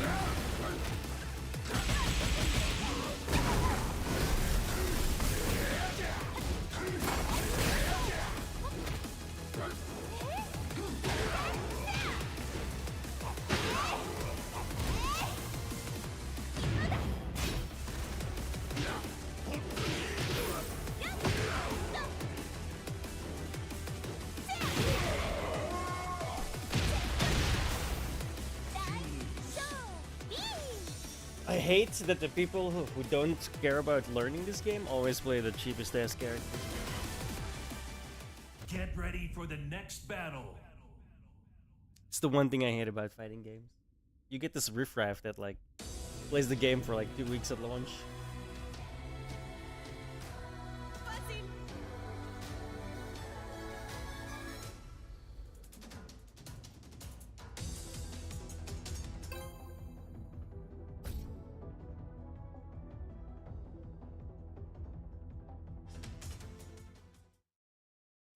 Get ready for the next battle.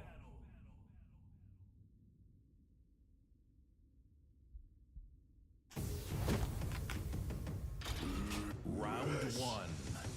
Fight.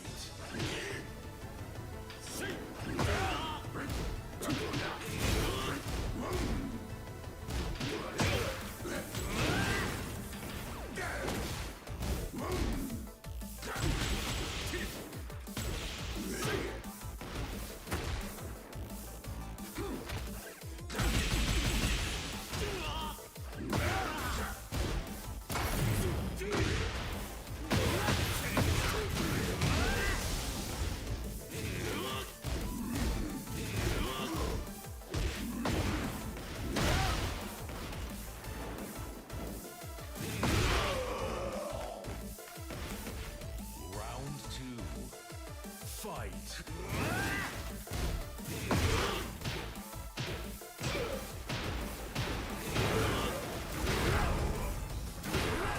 Terrible combo.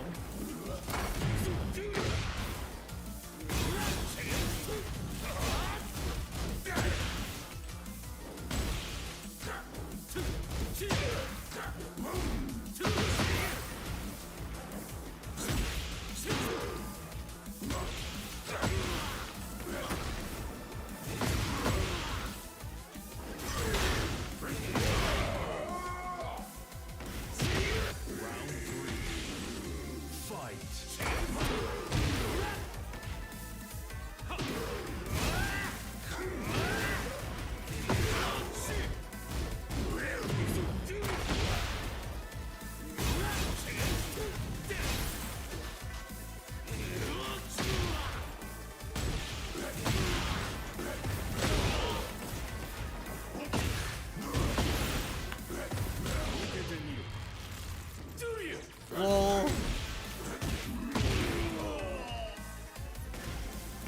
Round 4. Fight.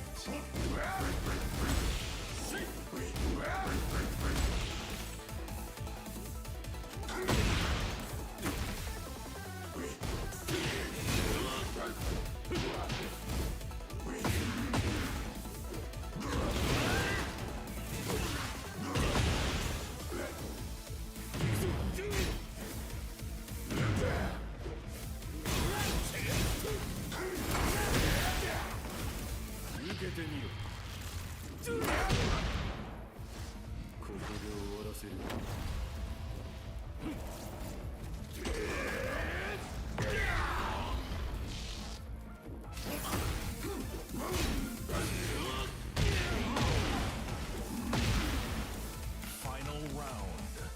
Fight.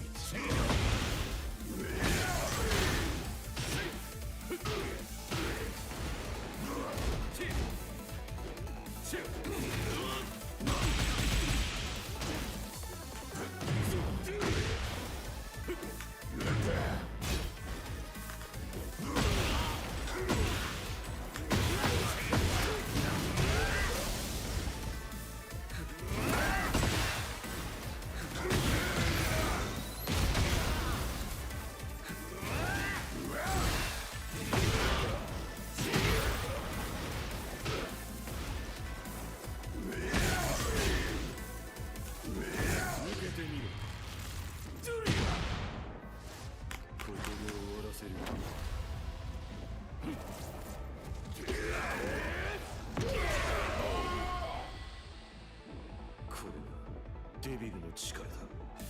ユー俺はもう迷わない。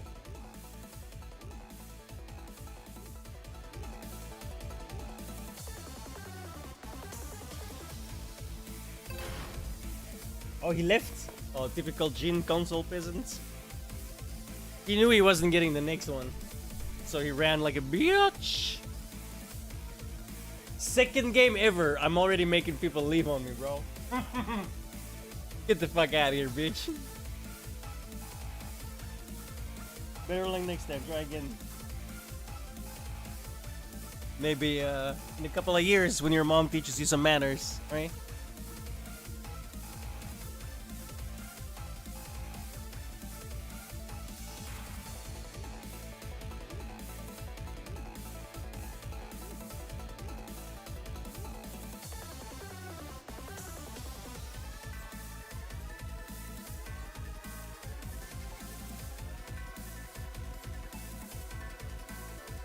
It's actually like insane how many people that play Tekken have a dysfunctional family. Zero manners, zero etiquette. Everyone one and dones.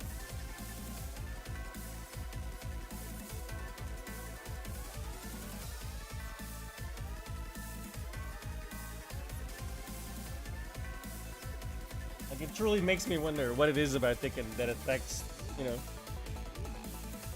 the most low life of filth in the gaming community. Someone should do a study. Like, it's insane.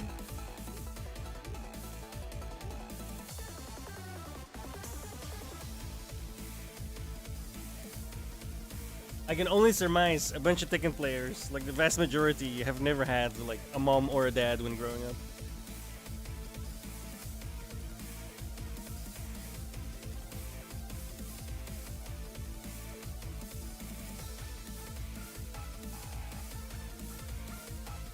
Like, okay, I get it. Your childhood was challenging. That doesn't mean you have to stereotype the fuck out of yourself, right?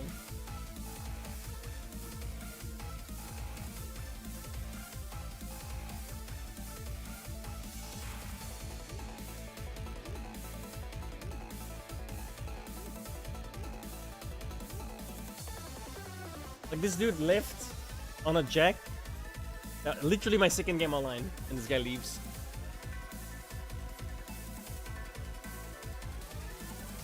Like, why are you playing a fighting game, bro? Like, that's a legit question. Why are you playing a fighting game? If you're just gonna leave. Oh, I had to work a little bit too hard. And he won, by the way. I had to work a little bit too hard. I'm gonna run away now. What? Bitch? Why are you a bitch? Like, I know you're a bitch. You act like a bitch. But maybe, you know, try and stereotype yourself a little less. I believe in second chances. People can change. You can stop being a little bitch, my man. I believe in you, dude. Get ready for the next battle. Like, I truly believe that you can change. And you can be a benefit to society and not just a leech. I have high hopes for you.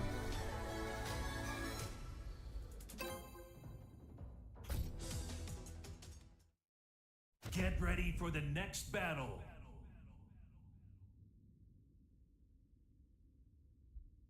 Bro, the fact that I'm like almost red rank with Azucena is really fucking me over on every single other character, bro. Like, it puts me automatically in cavalry. It sucks. It's bullshit. Round one. Fight.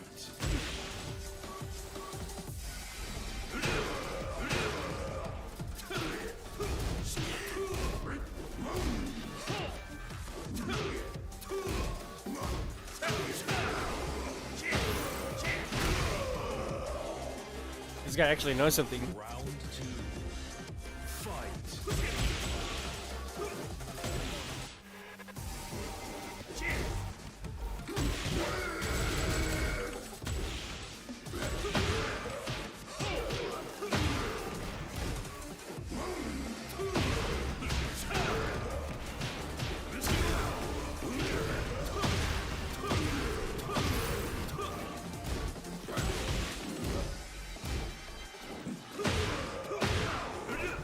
Never mind, I take it back. He couldn't even do electrics. Round 3. Fight.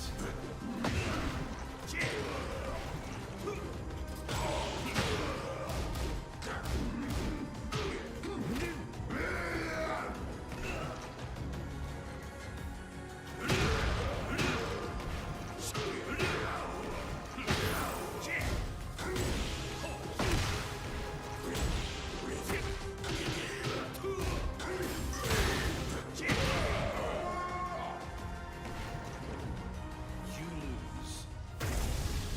俺は全てを支配する。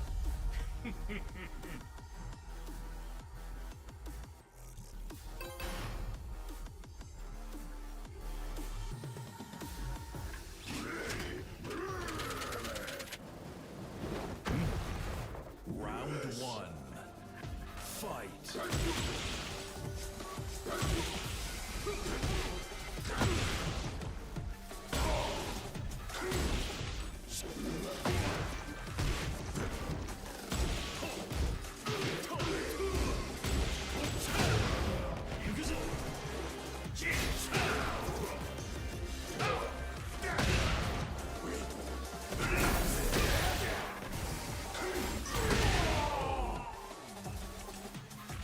Round 2. Fight.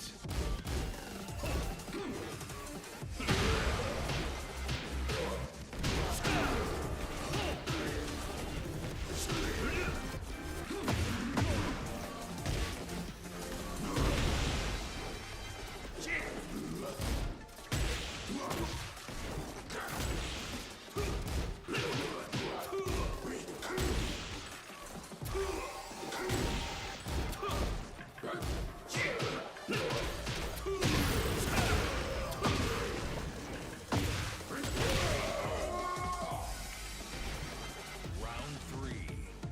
Fight.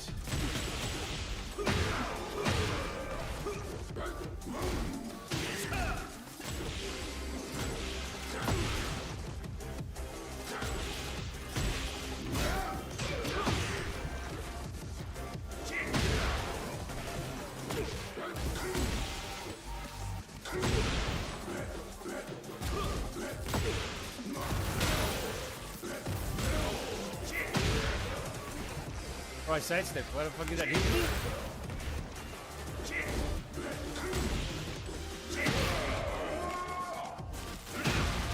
Round 4. Fight.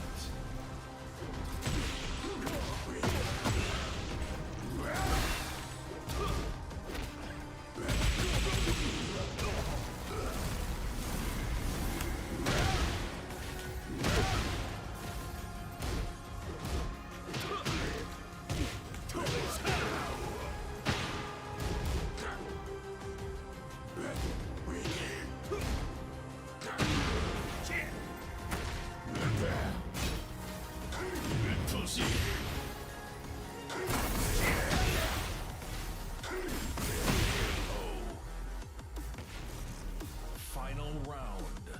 Fight.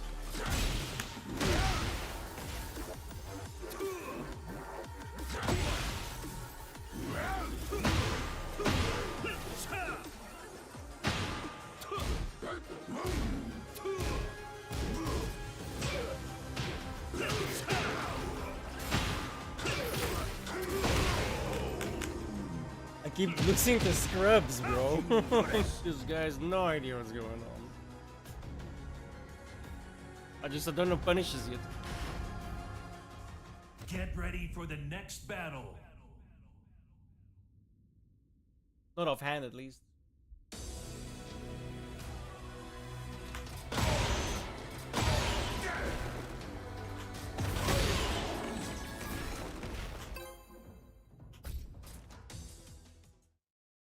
Get ready for the next battle.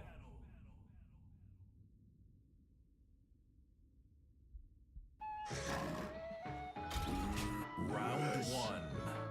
Fight.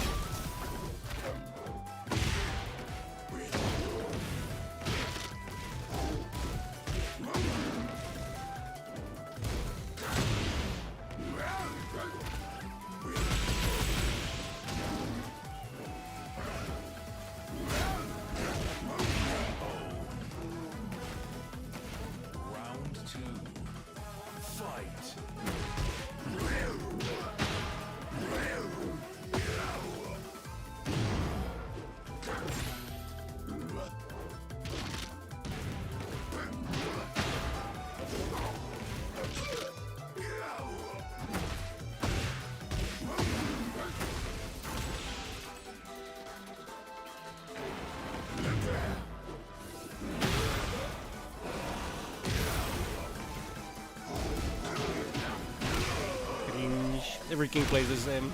They're so boring. 3. Fight.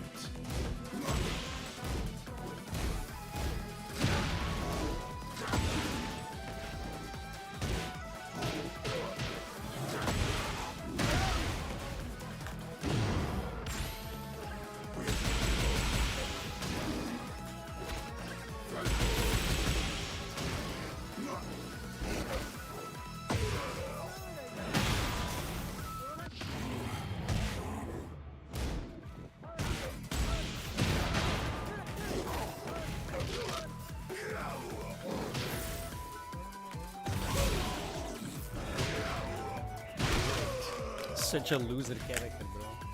Round 4. Fight.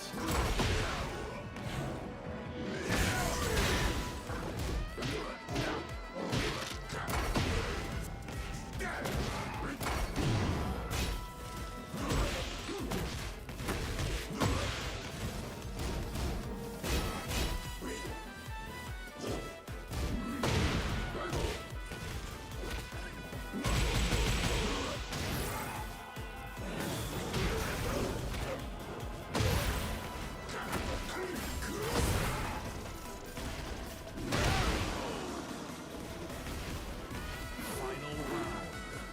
Fight.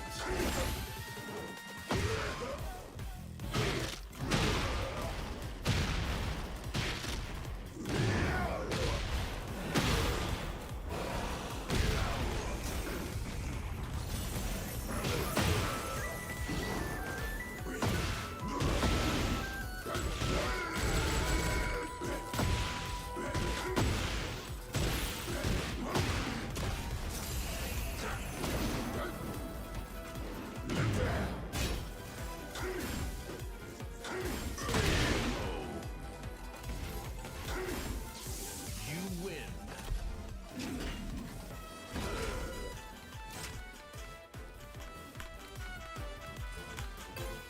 Thank you.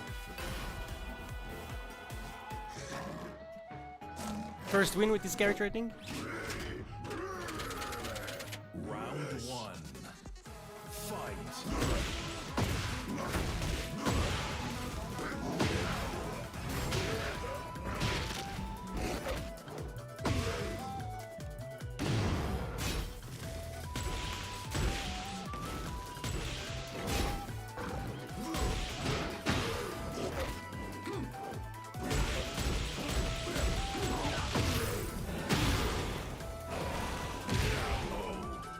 He's playing a much easier character than I am, though. Like, it's not even close.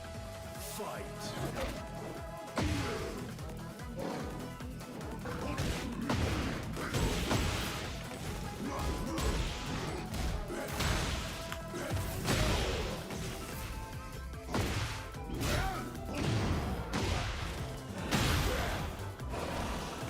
And he's mashing hard.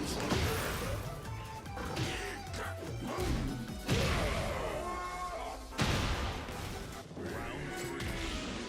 Fight.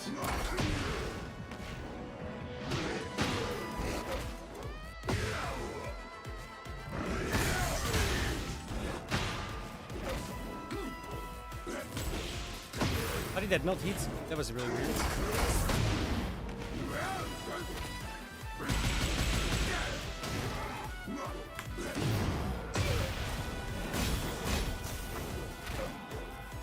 Yeah, this guy is actually really bad.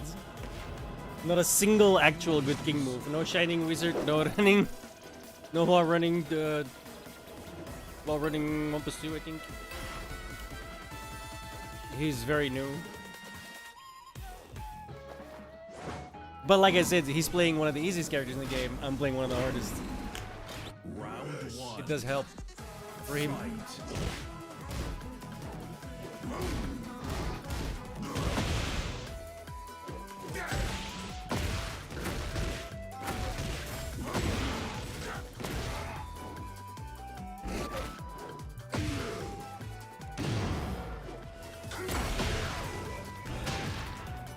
He has no idea what he's doing, bro.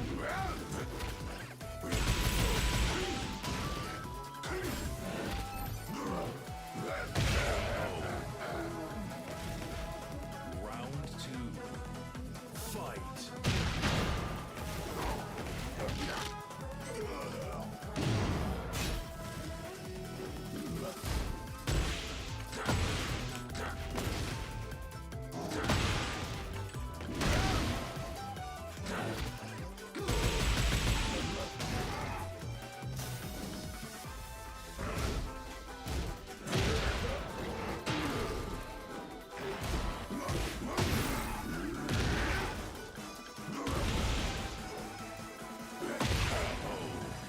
Turn bitch mode on. Round 3. Fight.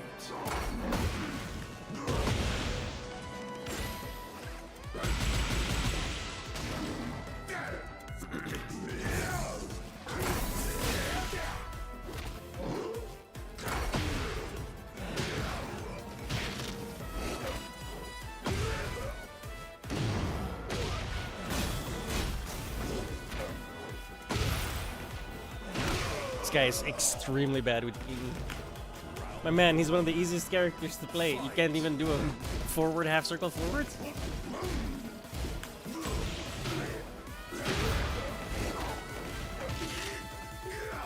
I mean, I get it. He's Ranger, isn't it?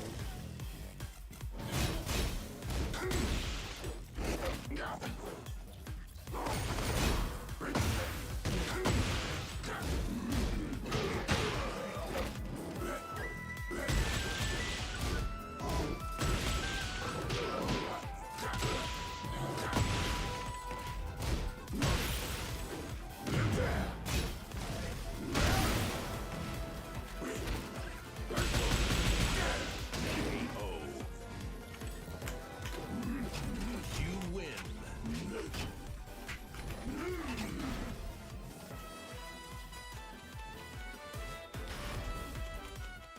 Get ready for the next First win, battle. boys.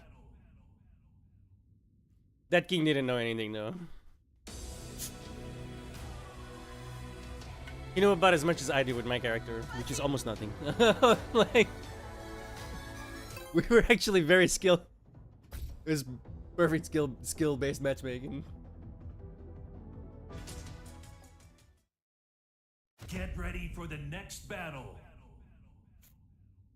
He was shit, I was shit. And we were slinging it back and forth. Like, that's the perfect analogy, bro. Like, it really is. Holy fuck. Round 1. Fight.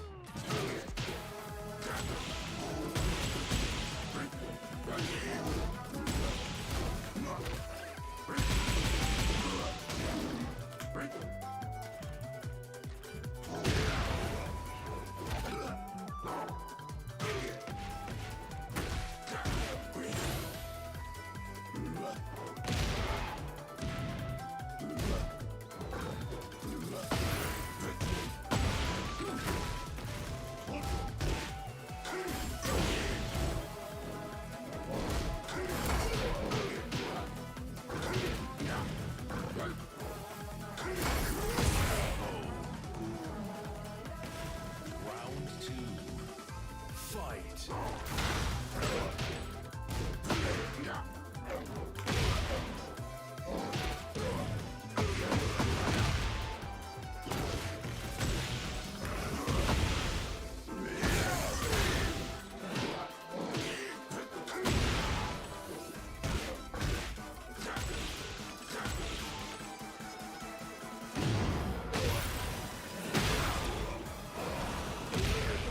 Every King plays the same, dude. Round 3. Fight.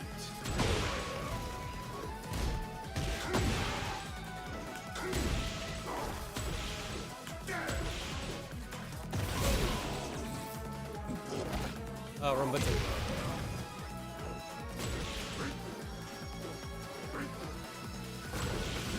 I can't remember how to do it.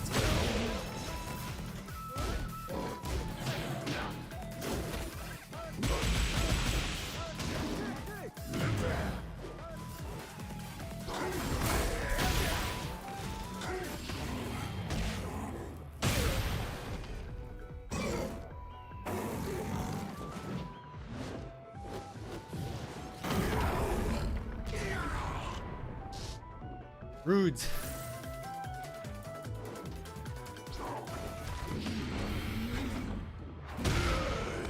My man whiffed. Round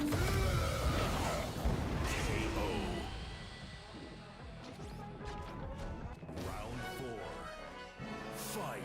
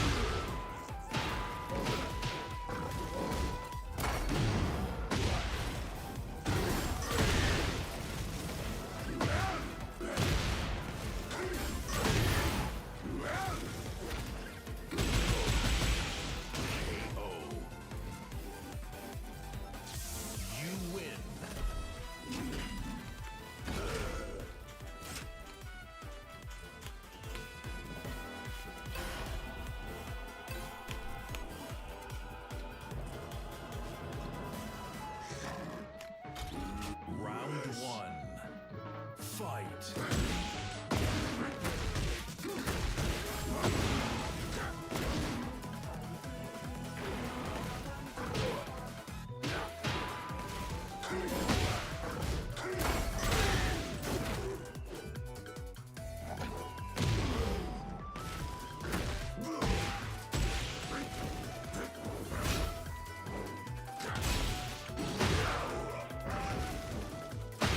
Bruh. Every king is brain dead. Round 2. Fight.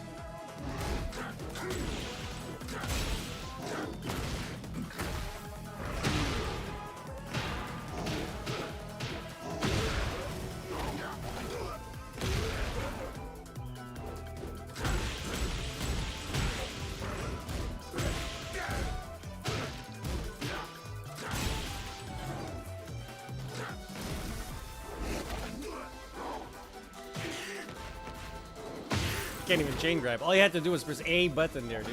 Jesus Christ. Every king is brain dead. Round 3. Fight.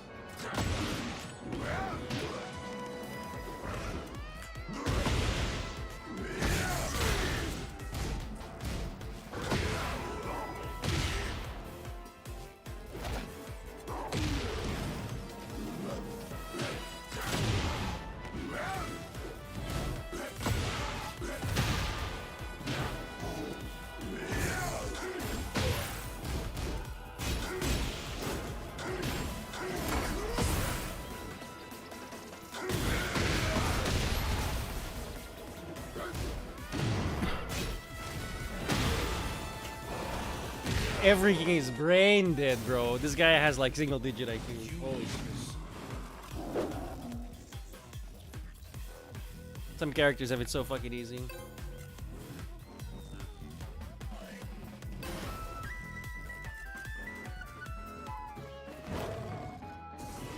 Round 1. Fight.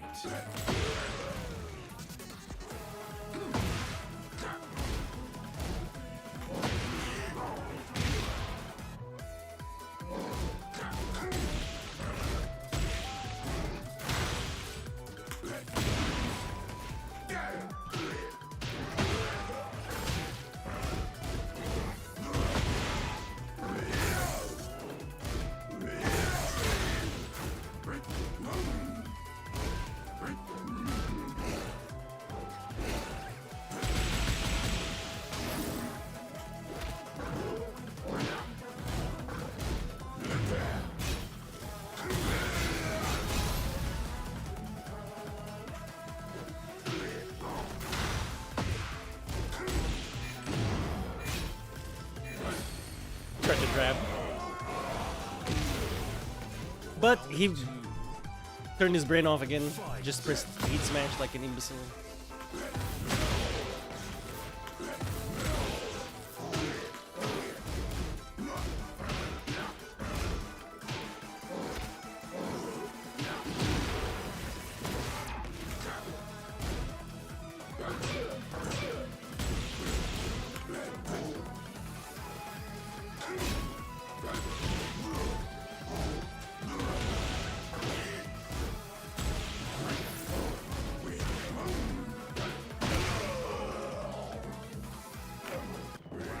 I hate losing to people who don't even know anything with their character, bro. It's so fucking annoying.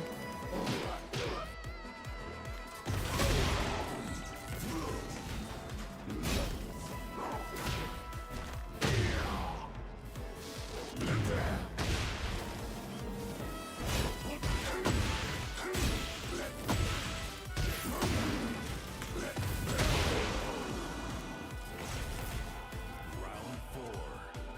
Fight.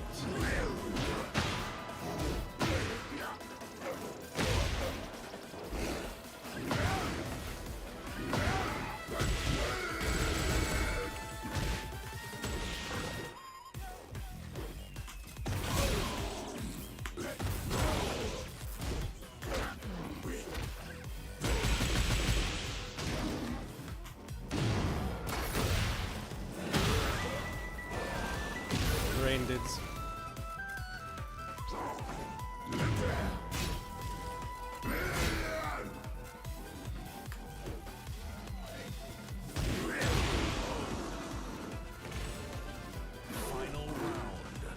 Fight.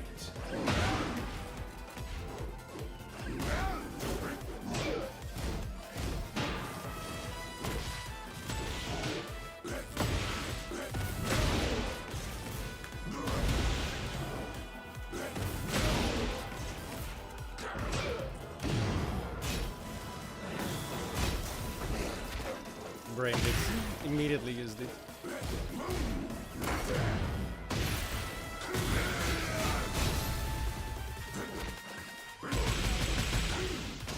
Oh. You win.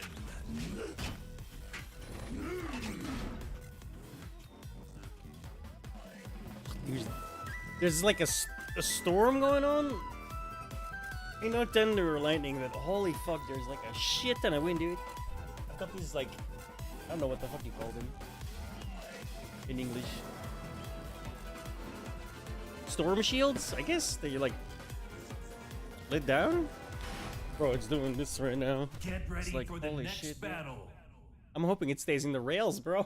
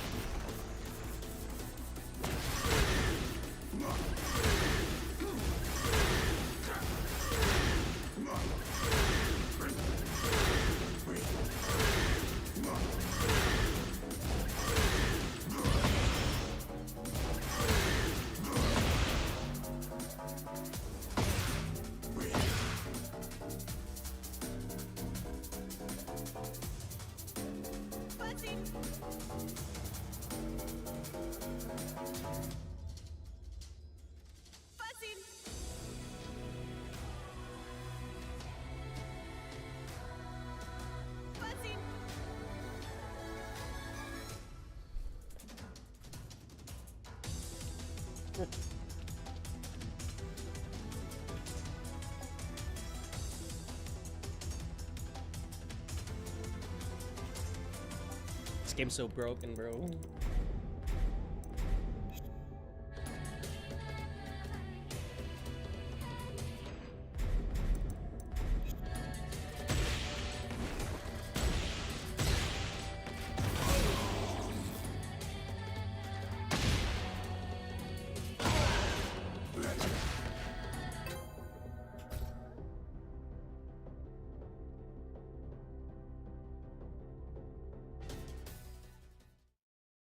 Get ready for the next battle.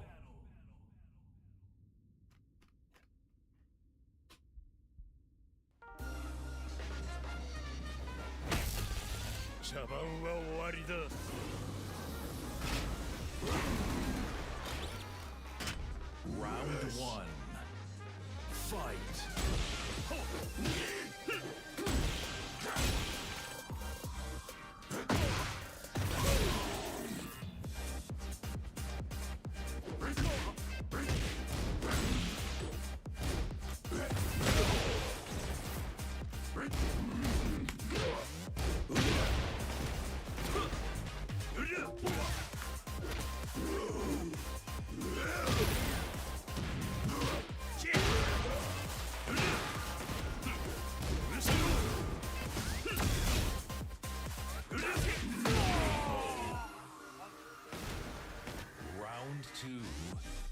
Fight.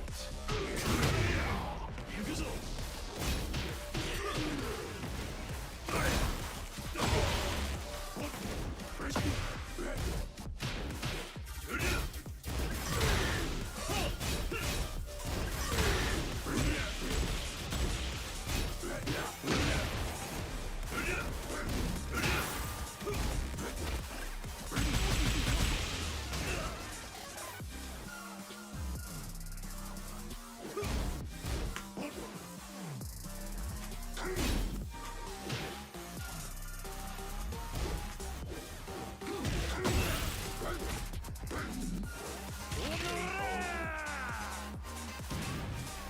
Round 3.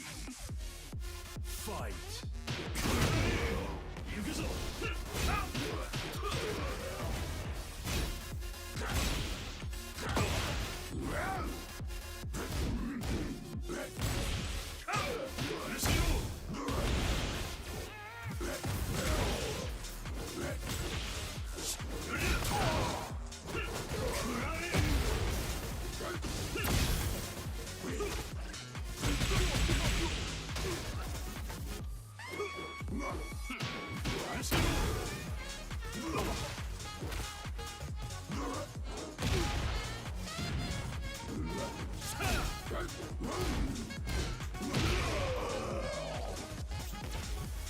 Round 4. Fight.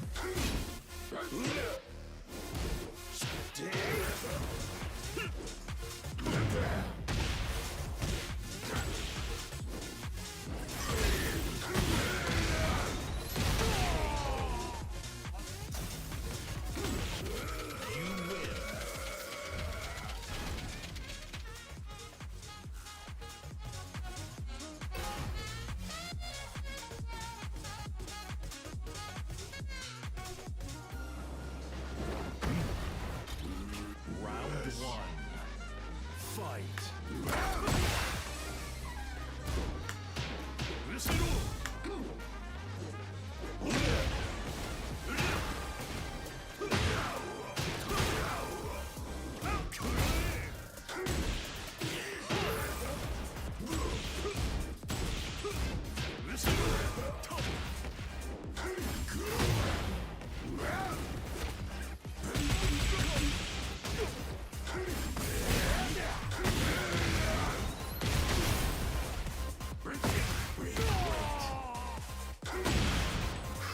Round 2.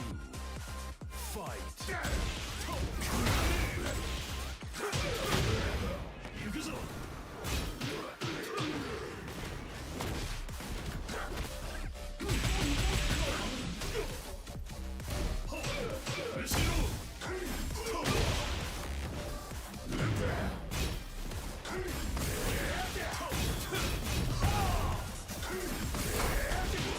What? That was weird.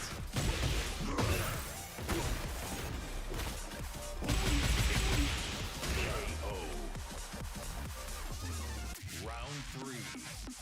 Fight.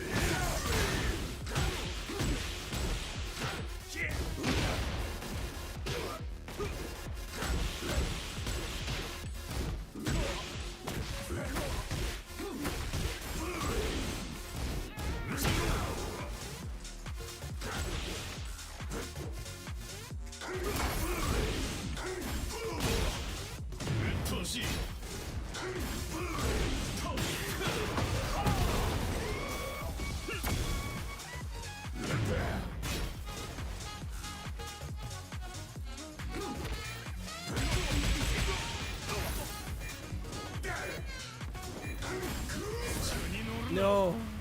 I did the wrong button. I was gonna win that. Damn it. とどめだ KO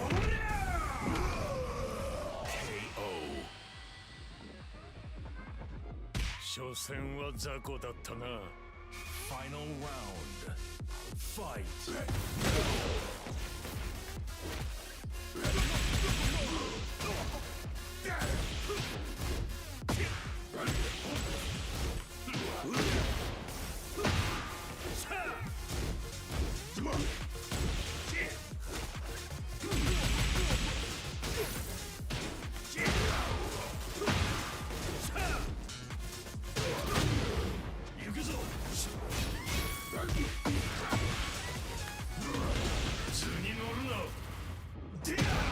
Scrub. とどめだ KO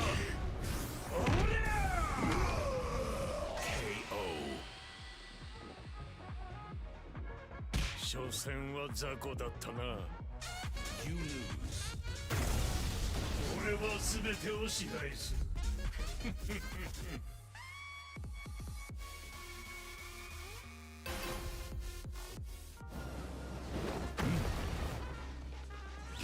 Round 1 Fight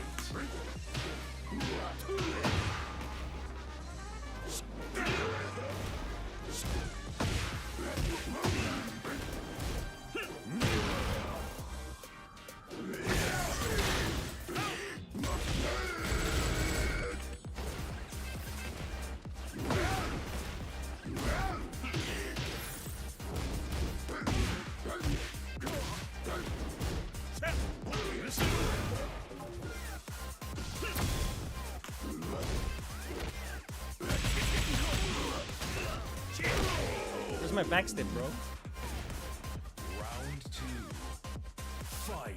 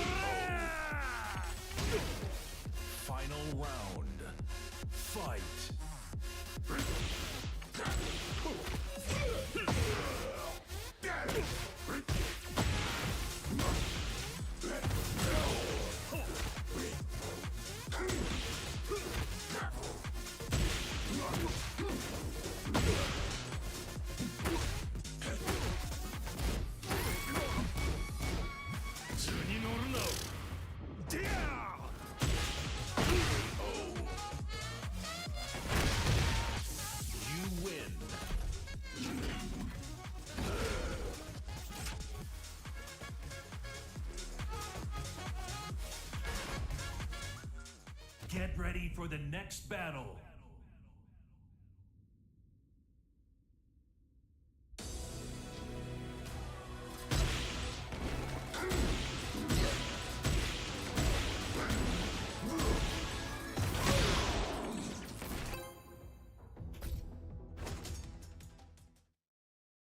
Get ready for the next battle.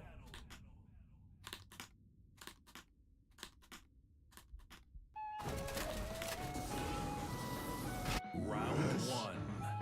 Fight.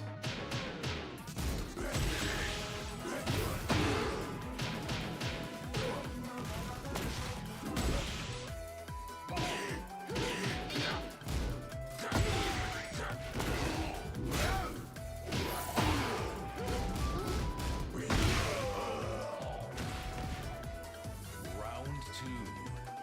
Fight.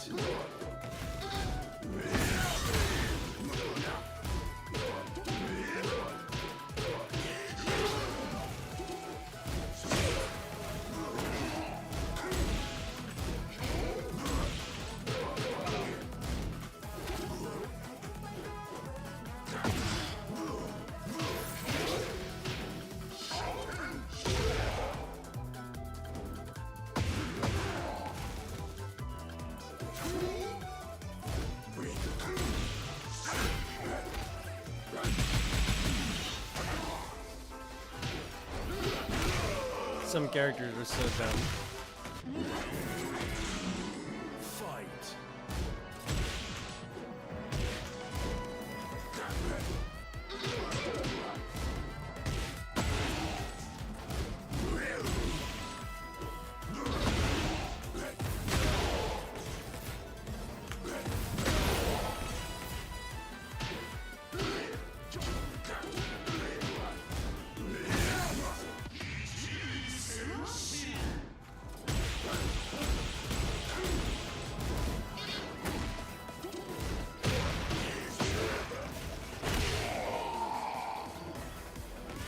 Round 4. Fight.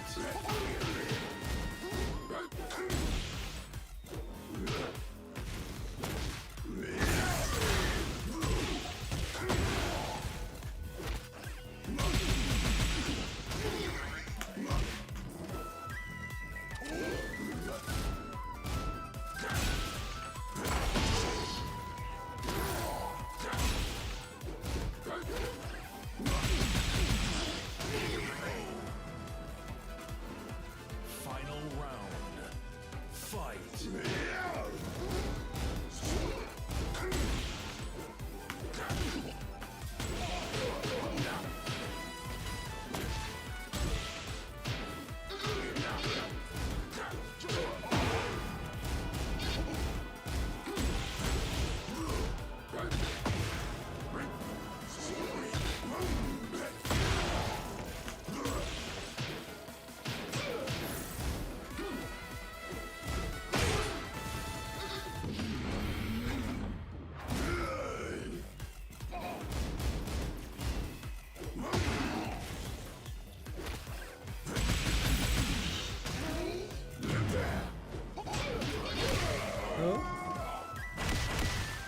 This win isn't that easy.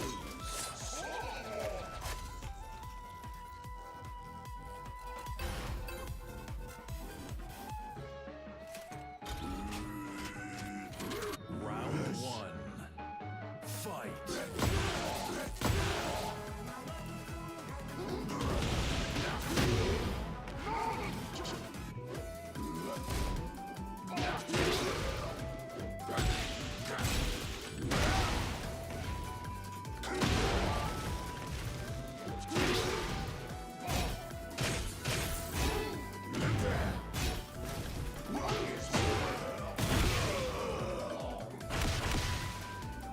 Round 2.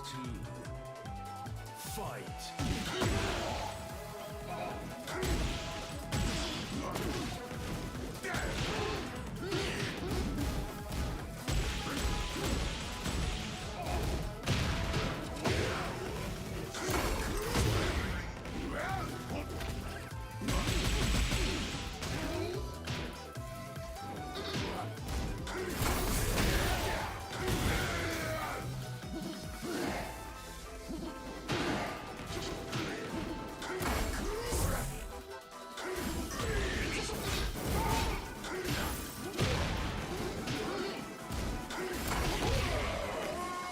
Some characters, man, they're so good for people who are completely brain dead. Fight.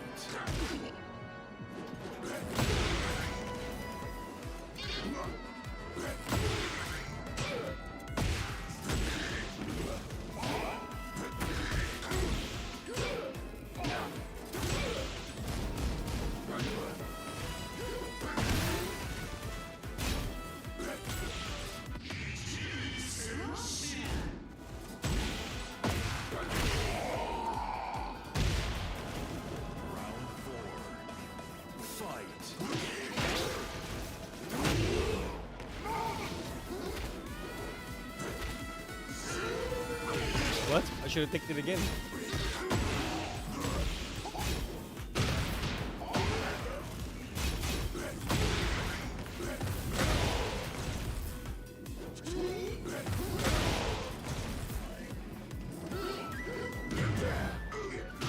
What the fuck?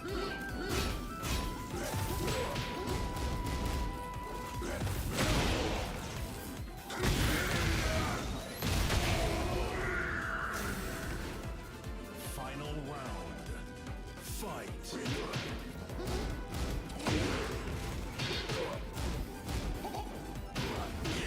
This guy is so trash, man. It's a thin combo.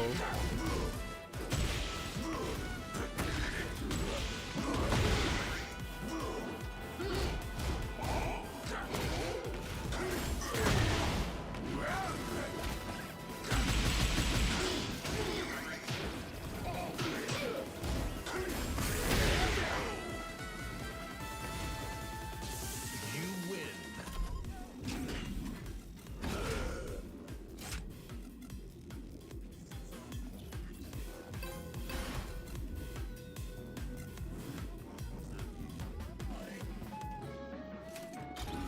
Round one. Fight.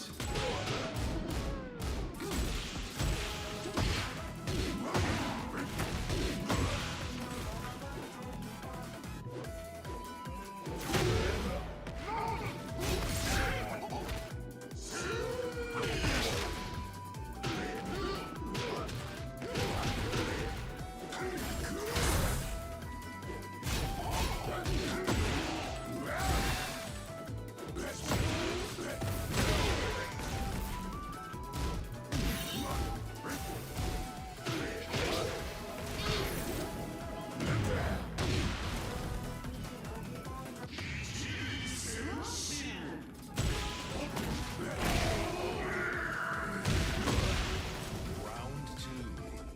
Fight.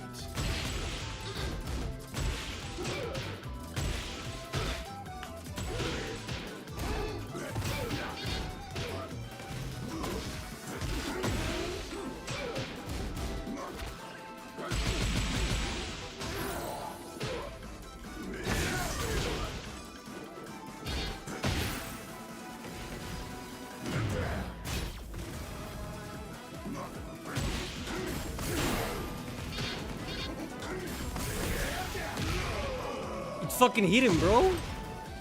Man, when you're trash and lucky. Fight.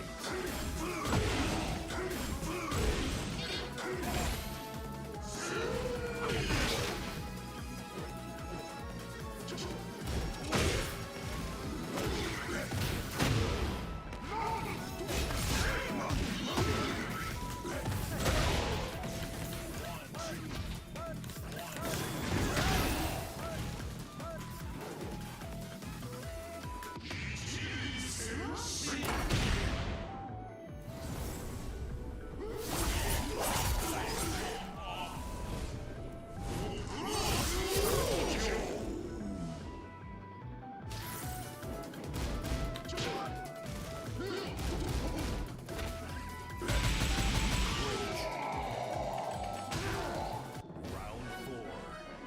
Fight.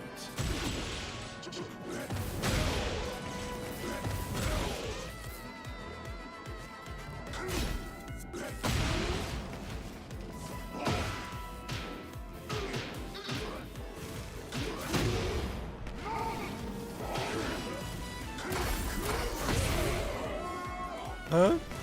That's weird. You should have been hit there. Fight.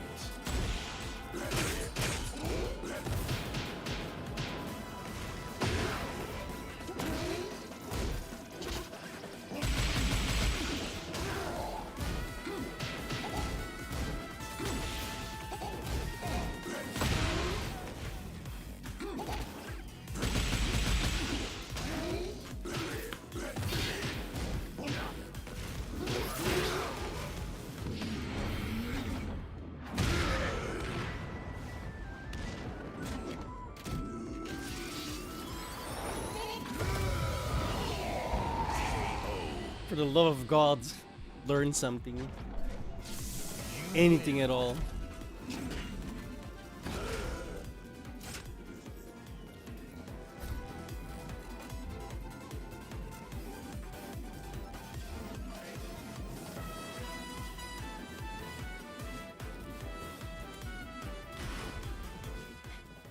Get ready for the next battle.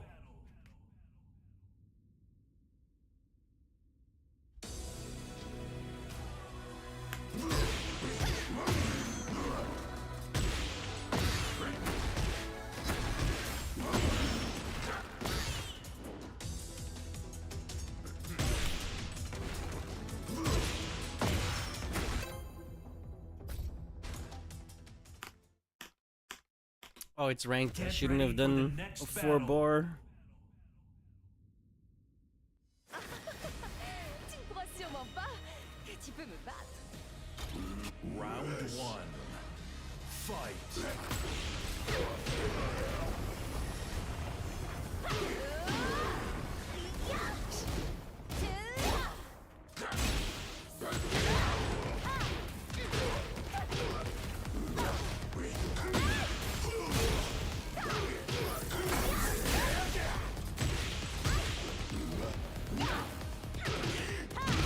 Some characters have the ability to be so completely and utterly brain dead. It's super annoying to deal with.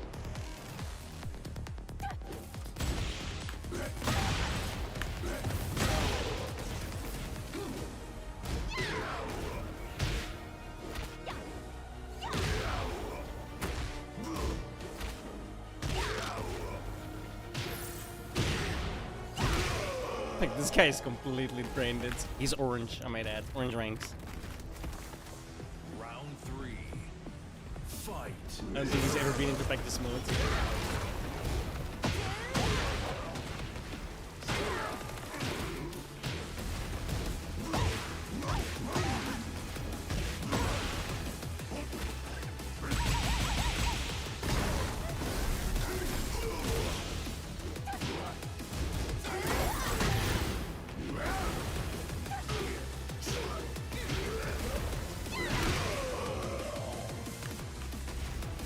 For an orange, he's laughable.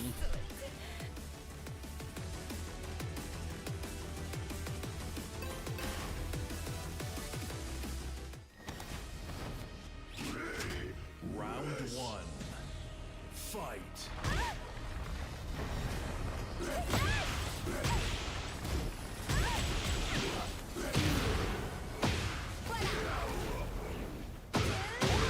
Yeah, he has no idea what he's doing.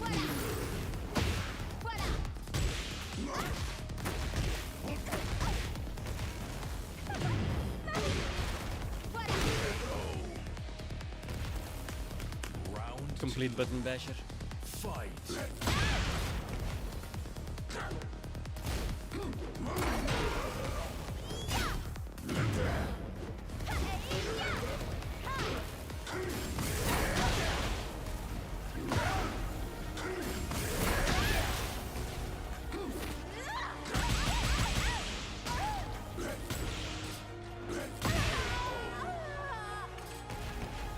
Round 3. Fight.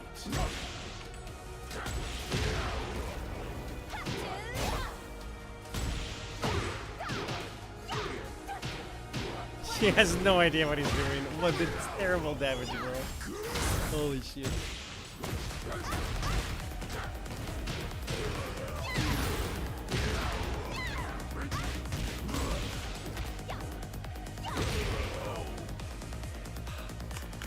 This is the most annoying to lose to because these people have no idea. Like, none whatsoever. You can tell by that combo right there. It is absolute trash.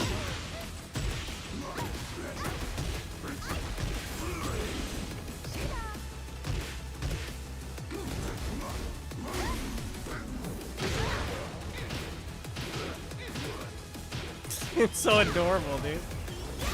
Hilarious.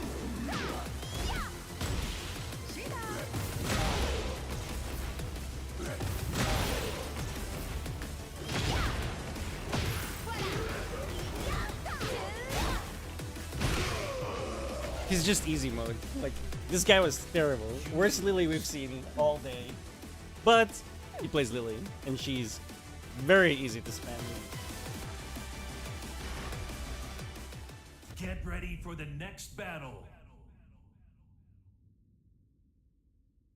That's why we're on Jack.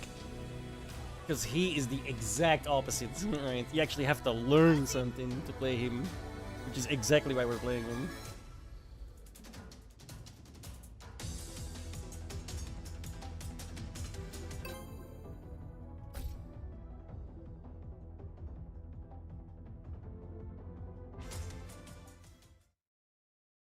Get ready for the next battle.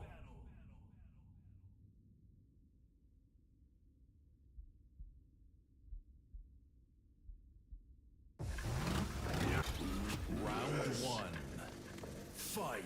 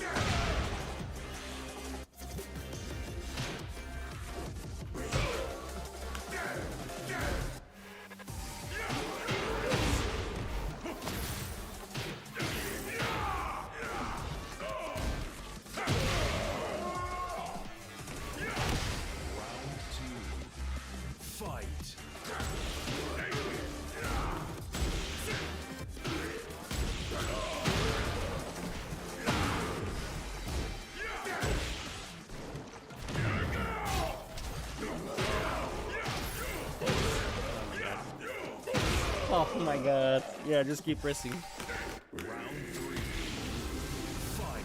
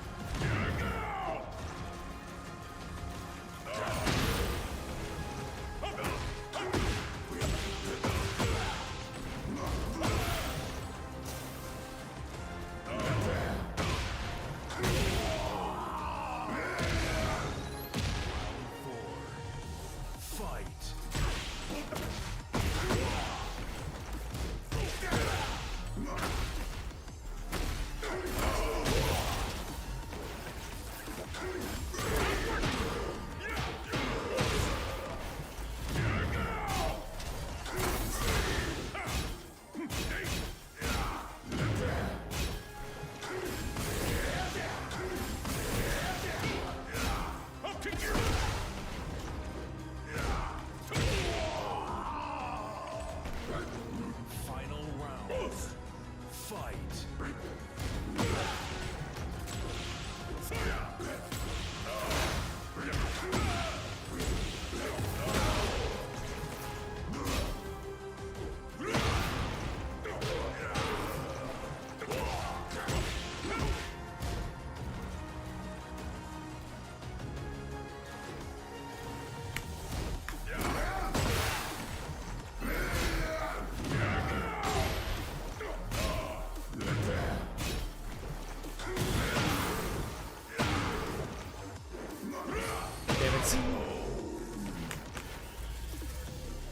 You lose. No pain, no gain.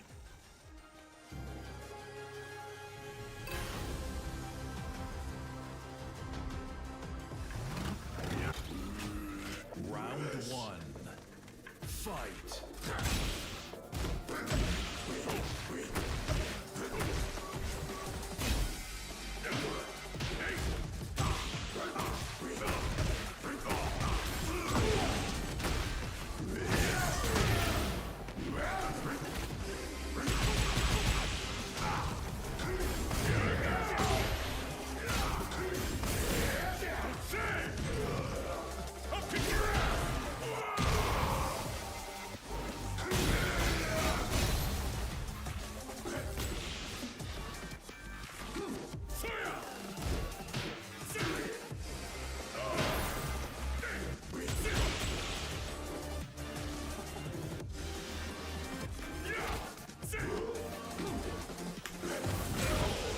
It went through him.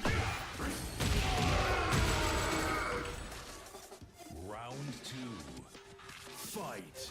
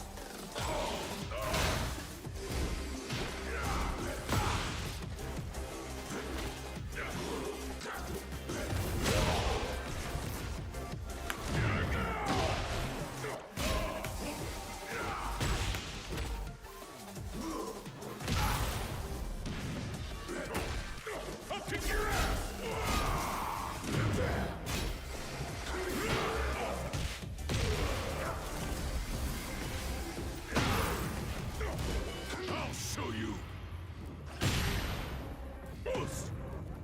Strongest. Random ass rage art.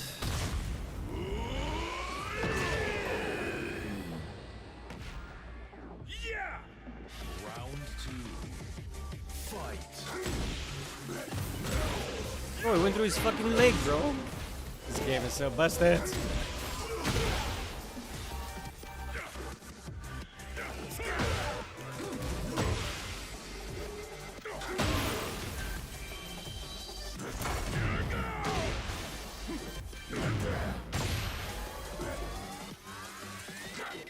I'll kick your ass.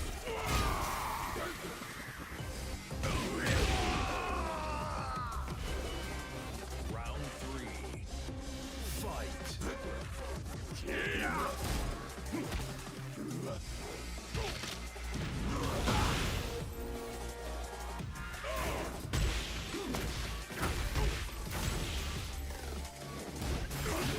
Let's go.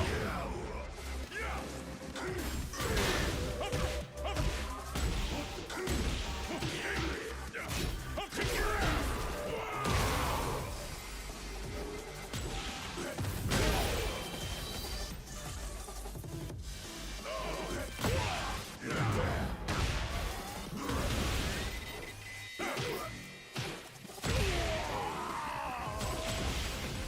Round 4. Fight.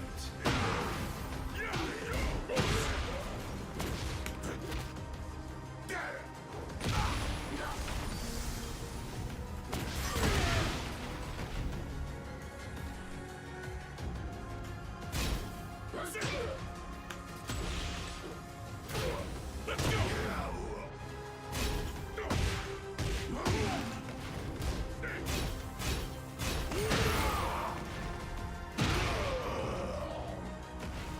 Keep getting scrubbed, man. Fight.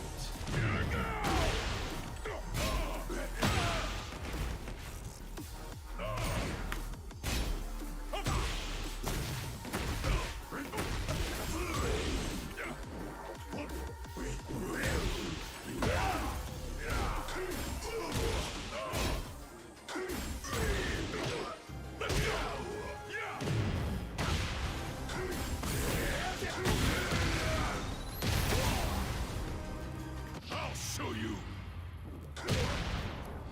I hate that one is so slow, man, because he would have killed him.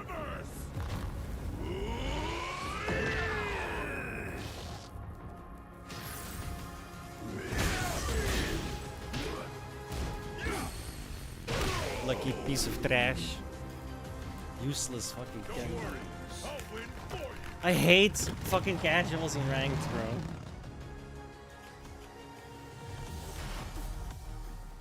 Get ready Fucking for pressing the next buttons. battle. How am I supposed to counter someone that has no idea what they're doing?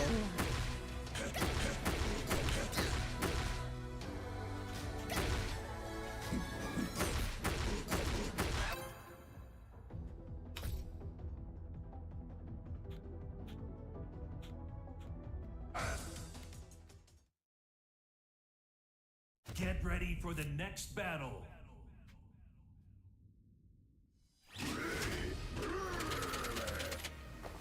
Round 1. Fight.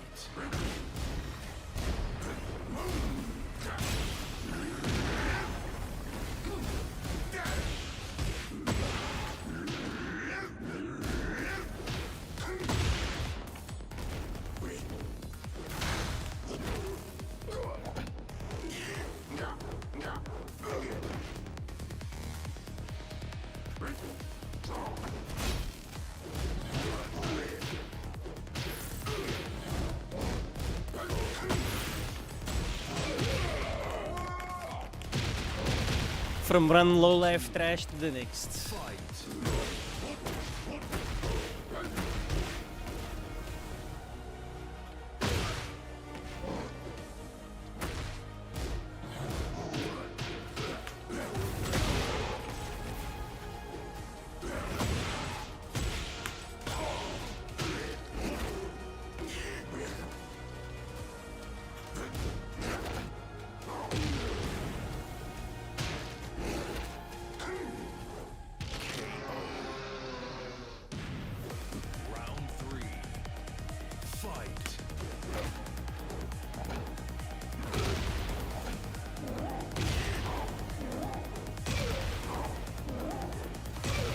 Such a pathetic loser character, bro.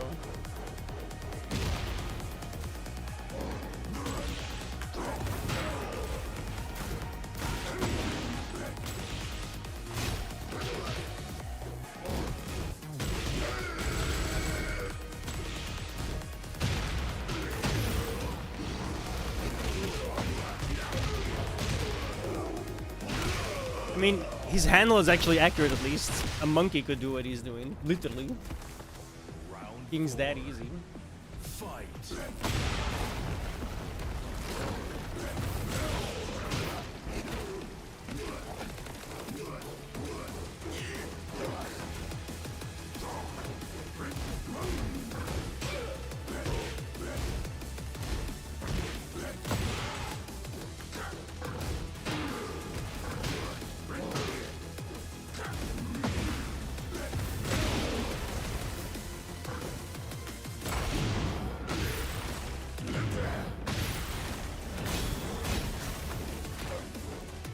A literal monkey could do what this guy's doing.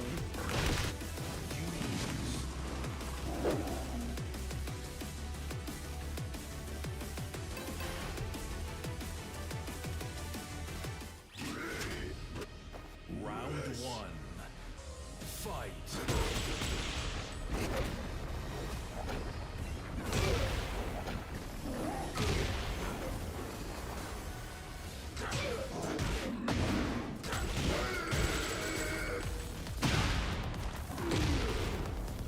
Bro, this retard was ski charging. Literally playing the easiest character in the game. Fucking retard. I'm playing the hardest. Oh my god, dude. Your mother should have aborted you.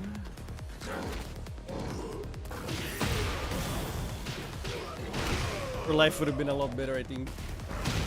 Round two. Fight.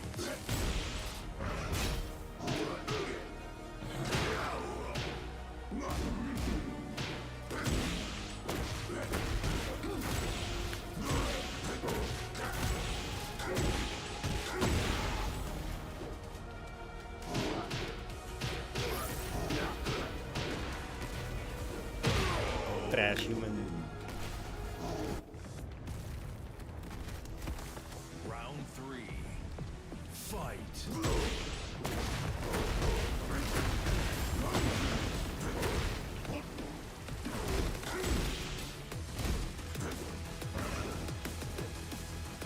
Dude, I'm going through these guns, man. Round four.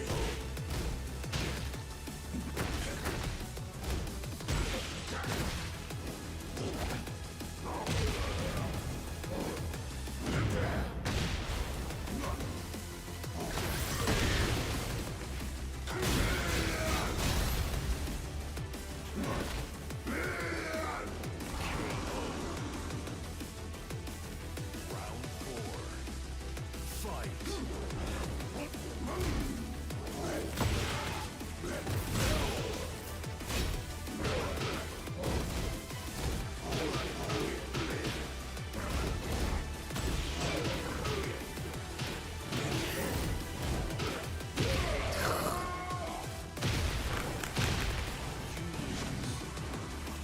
This trash against the wall, dude.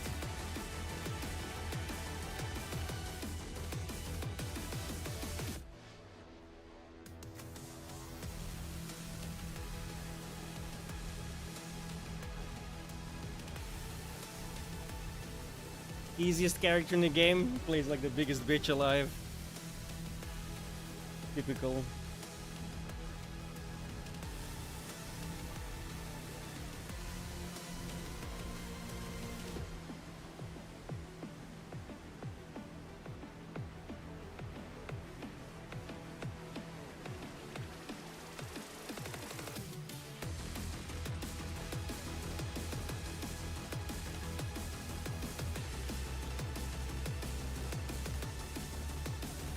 He didn't know any of the inputs of the chain grabs either, which is why they were doing next to no damage. Like, this guy was literally just mashing. Zero clue what he was doing. But he picked an easy-ass character. So. Tekken really has no balance at low levels. It's just utterly disgusting. Some brainlet with zero skill can come in, press buttons, and easily take games. That's why, Dodo, you should totally get the game. I'm telling you, bro. You can just mash. Look at these imbeciles, man. Fucker was doing 10 hit strings and everything, dude. Like, fuck off, bro.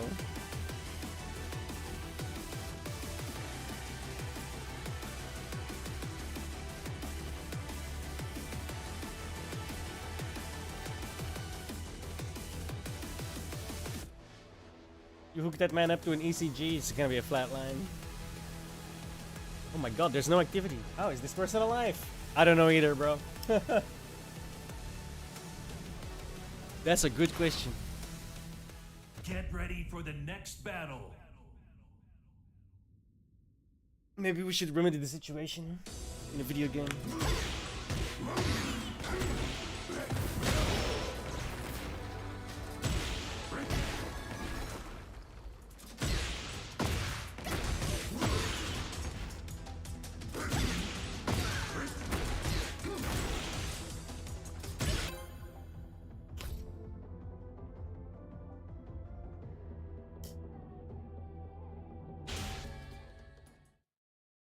Get ready for the next battle.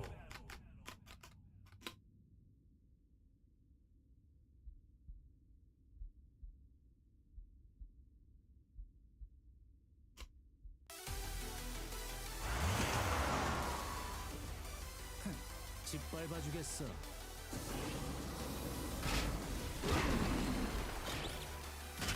Round one. Fight.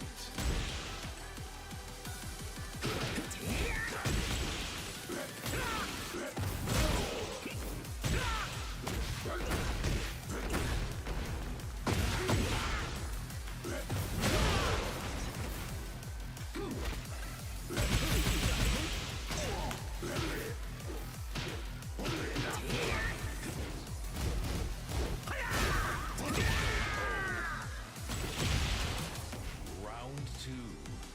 Fight.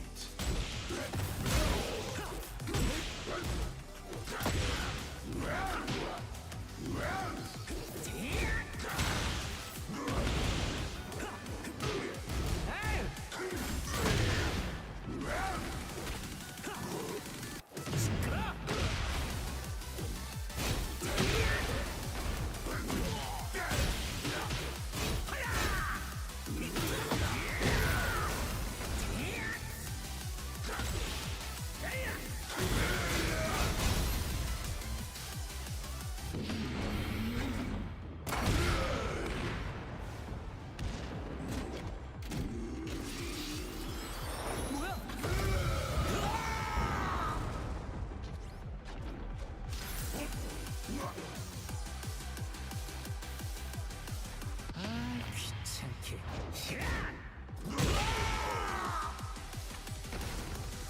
Round three. Fight.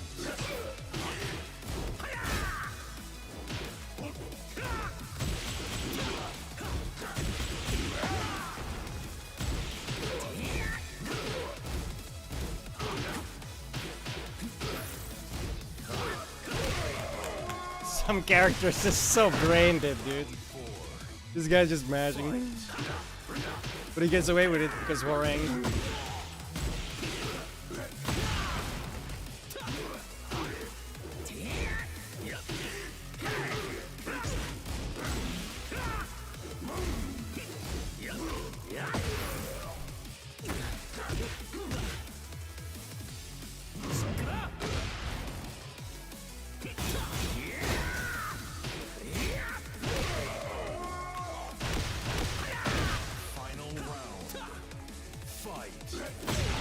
skill needed. Just press buttons.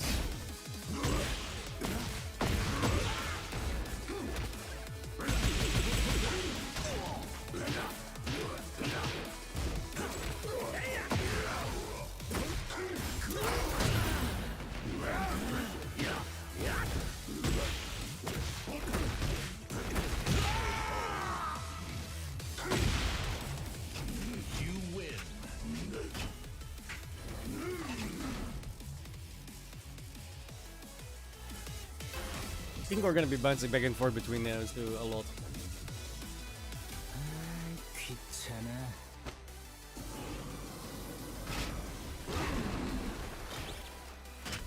Round one.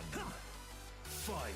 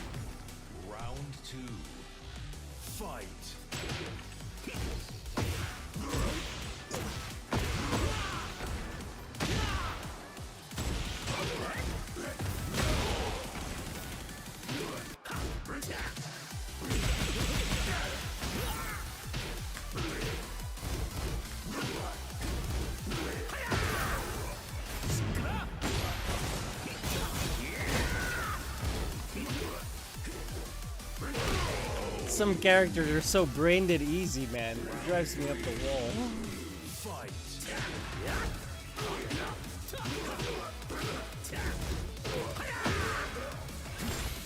Like, this guy is completely brain dead.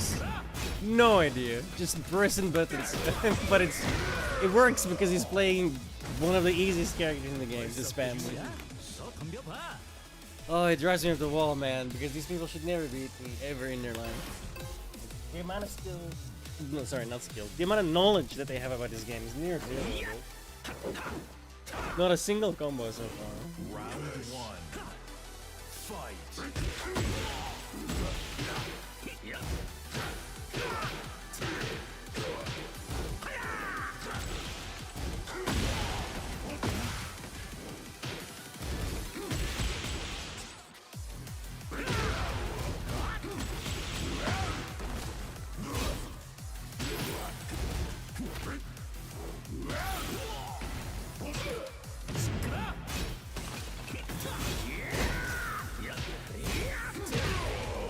This guy is so trash.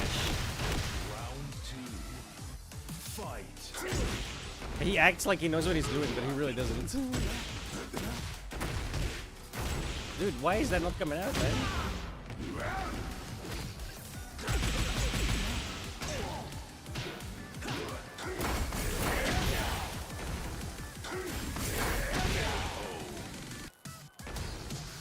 Round three.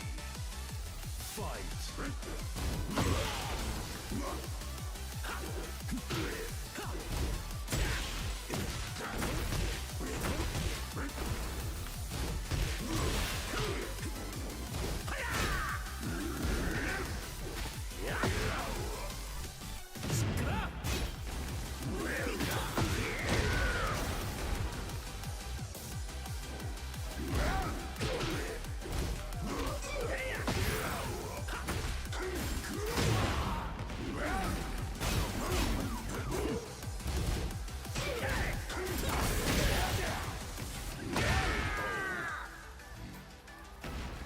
Round four. Fight.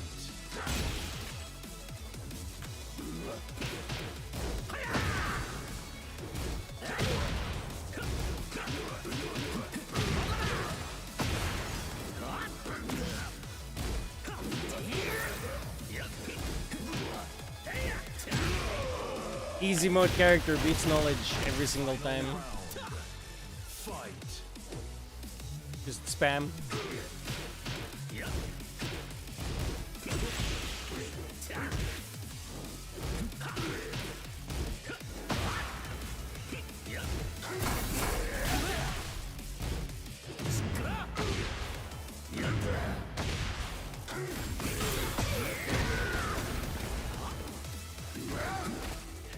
guy is complete garbage.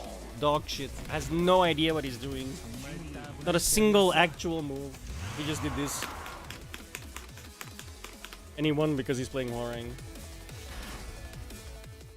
Footsie is not required. Next battle.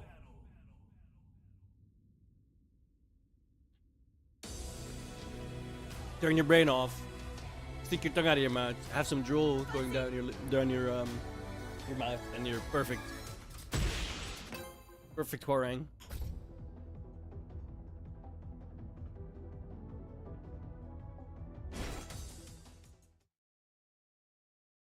Get ready for the next battle.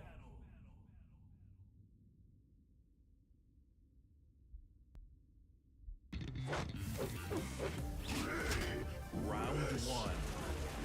Fight. It's not over yet. Hellfire!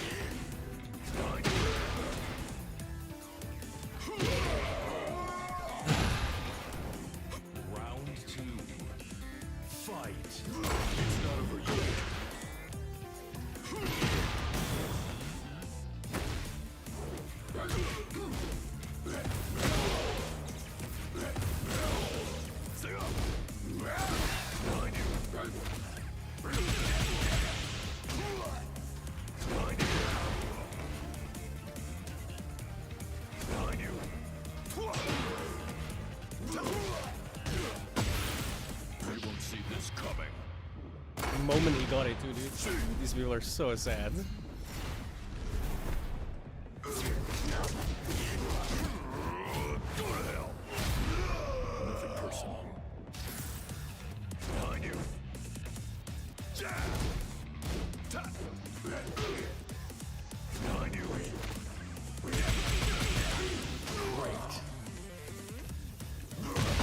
Round three.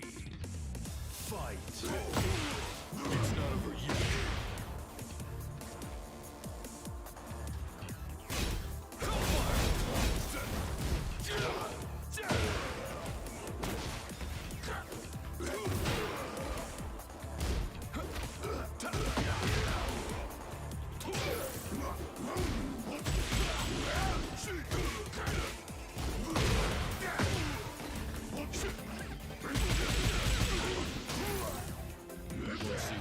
Oh my god, dude. The moment he got it again, bro. This guy is yellow. This guy is like sick and Dan, bro, at best. Jesus.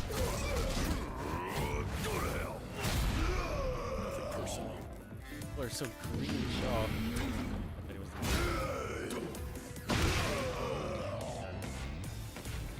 Round four. Fight. It's not over yet.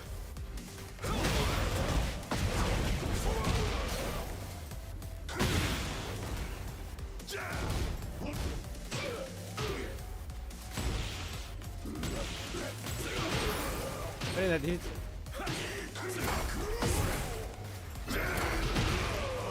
Dude, I hate people like this, man. I really do. How are you this retarded? Like, you have to actively try to be this dumb.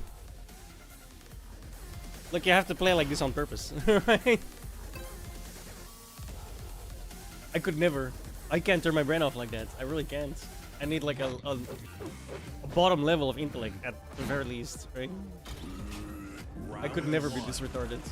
Fight. It's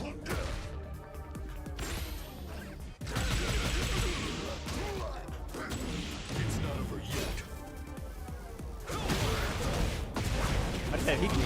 I was literally just blocking. Behind you.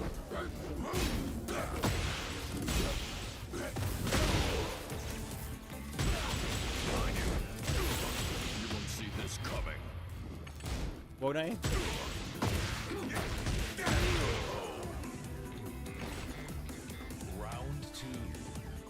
Fight. It's not over yet.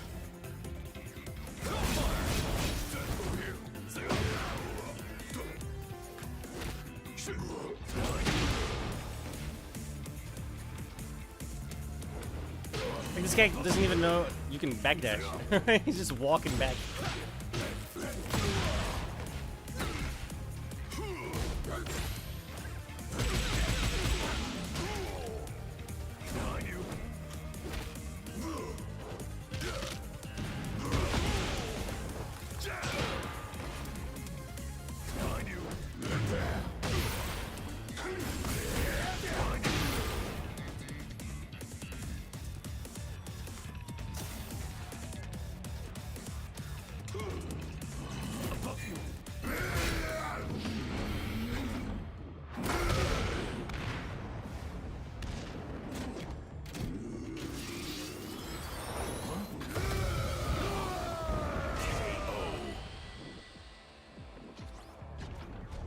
Round 3.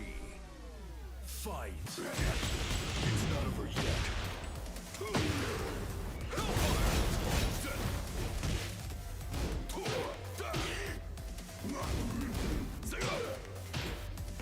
This guy knows that's in there. Like, holy shit.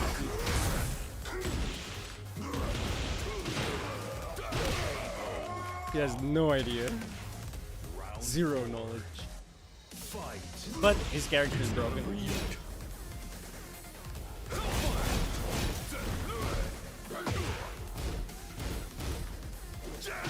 I did not what?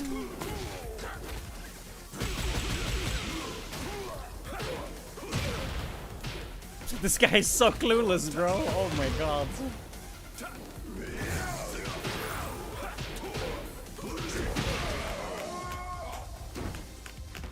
Final round. Fight. It's not over yet. I despise how brain dead this game is.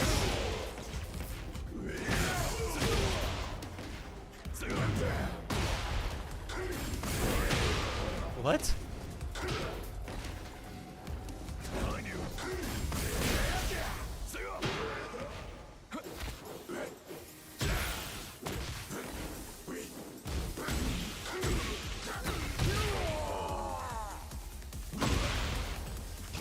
You win.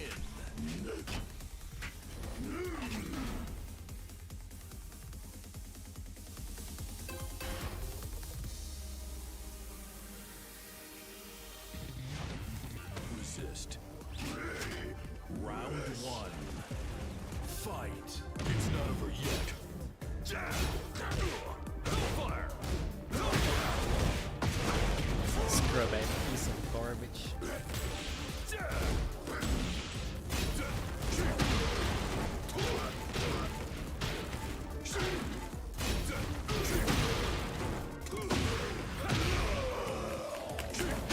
I hate people like this, dude. Round 2. With all my body and soul. Fight. It's not over yet. Like, why are you playing a fighting game?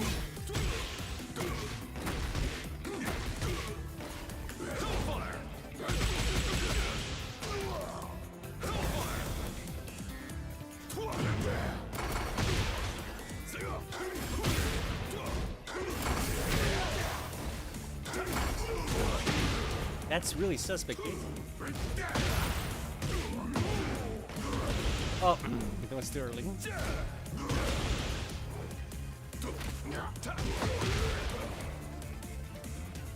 won't see this coming. I'm lucky there. I didn't think. I thought I was gonna get hit. Fight. It's not over yet. Come on, this guy is so fucking.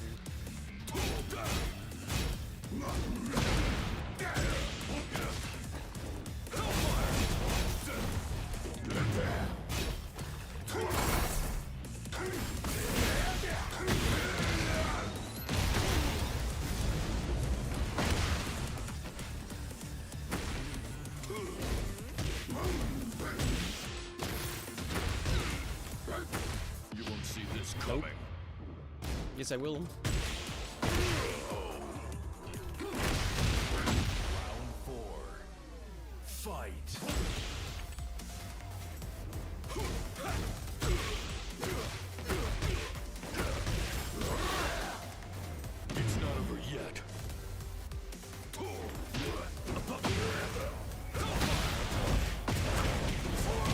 so cringe, man, the way these people play.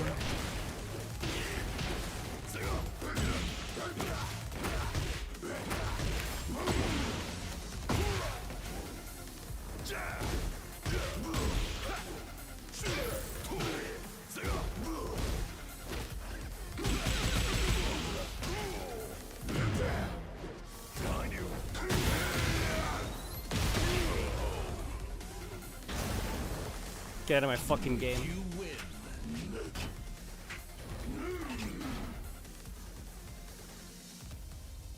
Learn something. Anything at all, bro.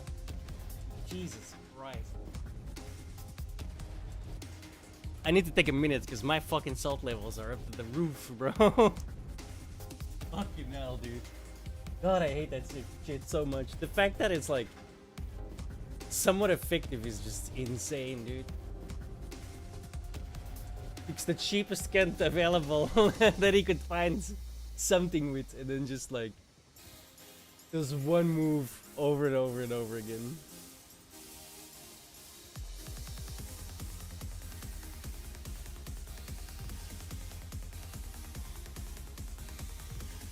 Utterly reprehensible.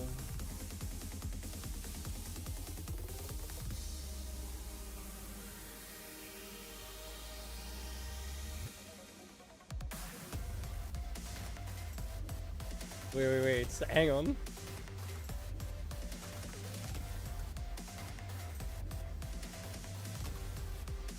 Holy crap, late for coffee.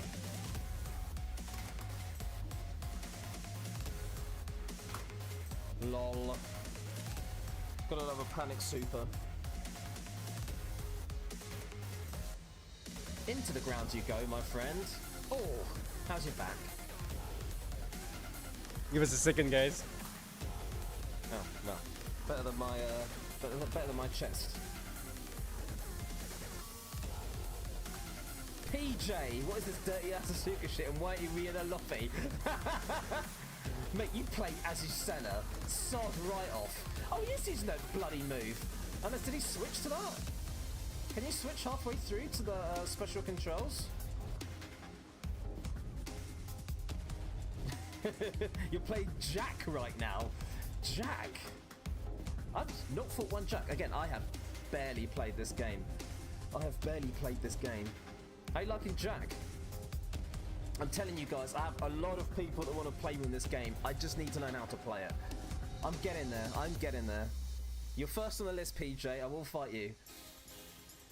Shall I risk another Wi-Fi? Let's risk another Wi-Fi. I think I have maybe 5 matches. I need to, 5 requests. You can toggle it with L1 default. I didn't know you could switch it on and off, you know. I am bound to. Yeah, I think I did as well. Bro, you play Asuka, you can't complain. Mate, Asuka's Get ready for honest. the next battle. Now, Asuka... What?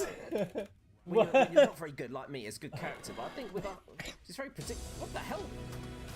Oh, Jesus! She came at me like a shark!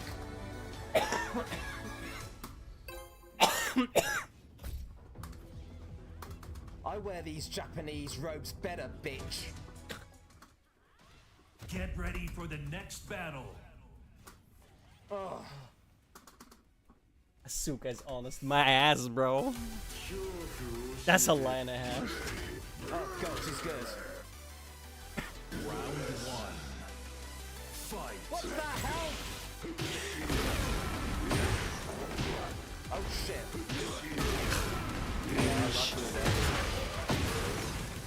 Asuka is honest. She's mastered the basics. She's very good. She's very predictable. Azucena, give me a break. Give me a break. You think Asuka's parry is bad?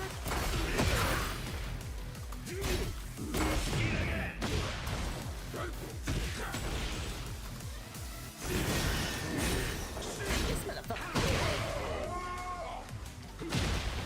Round 2. Fight.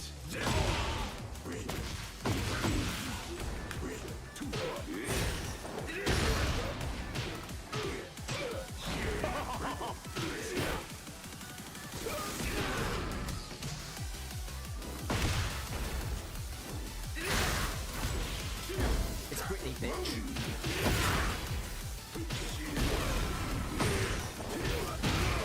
So cringe, man. The way some of these people play.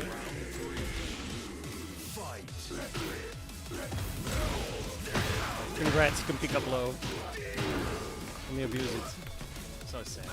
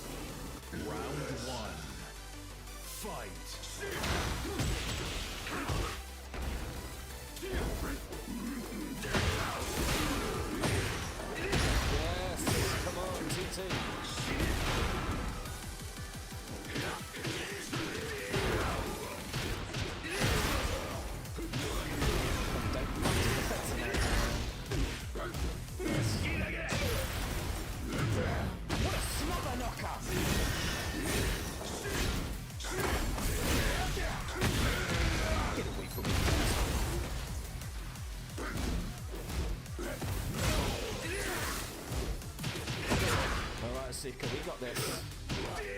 Can he play Steve? What's this? Round 2. Fight.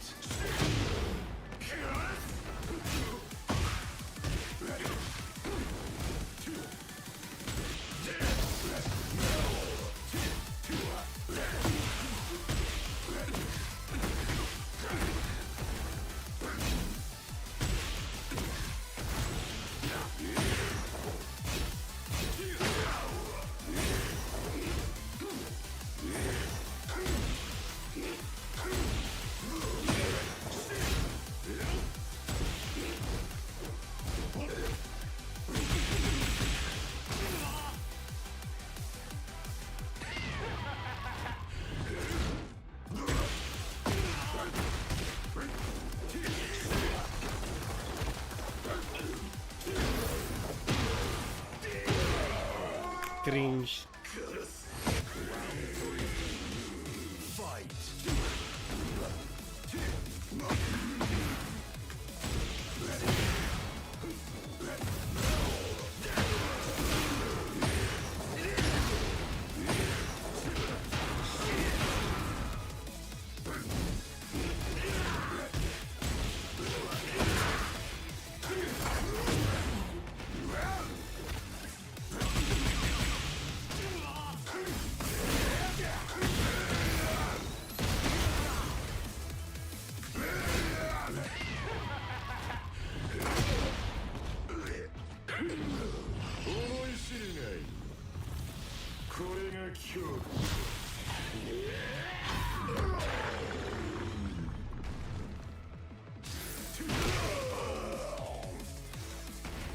Easy mode character.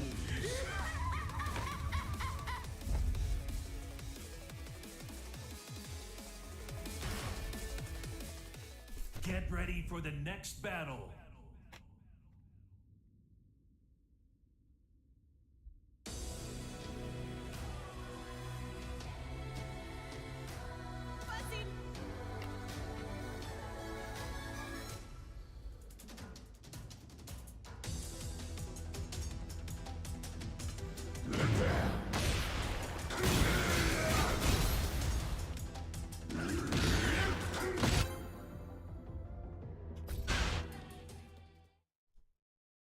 Get ready for the next battle.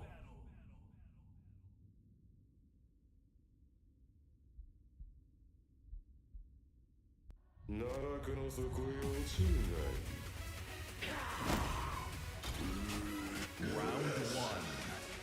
Fight.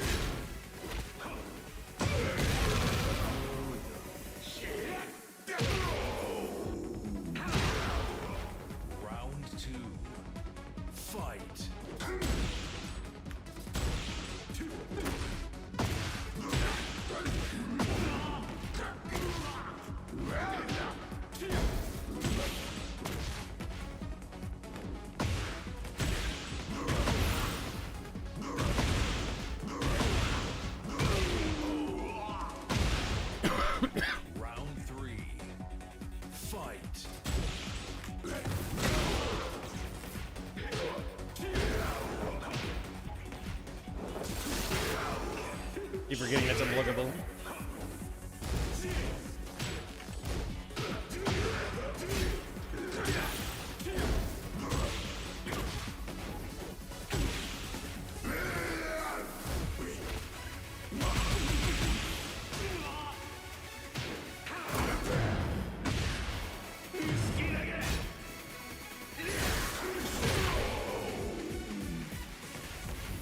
Round 4. Fight.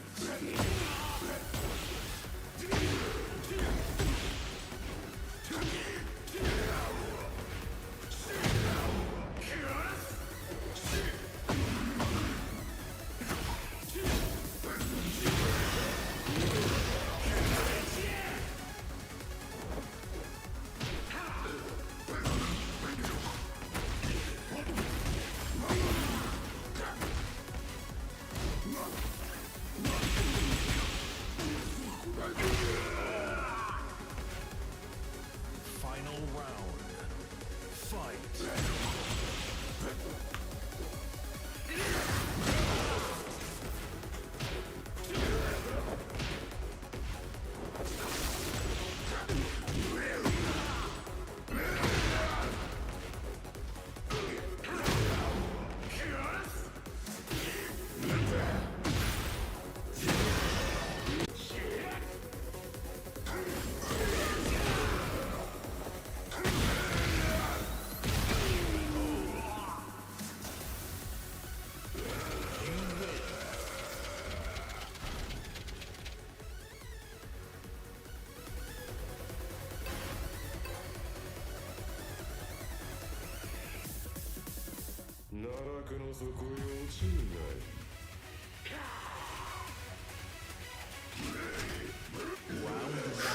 Alright, come on. Fight. One more. Deal with the bullshit for one more set.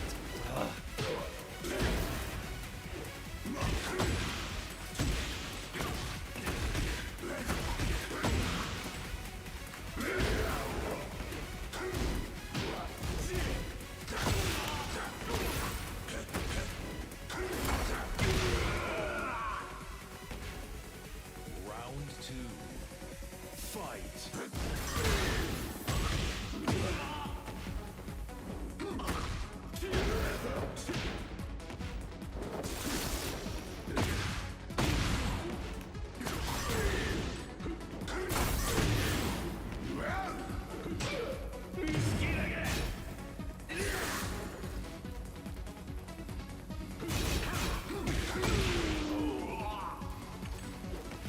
Round 3. Fight.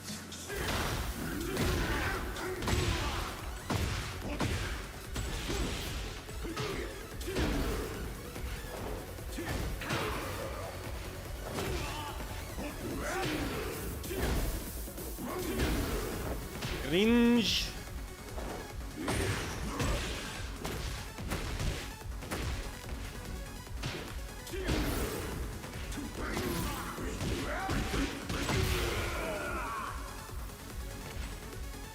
Fuck your bitch mode.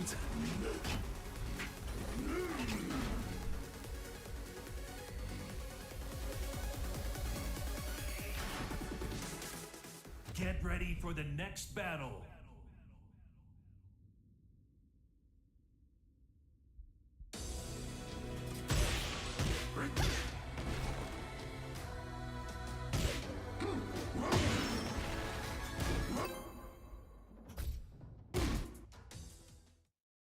Get ready for the next battle.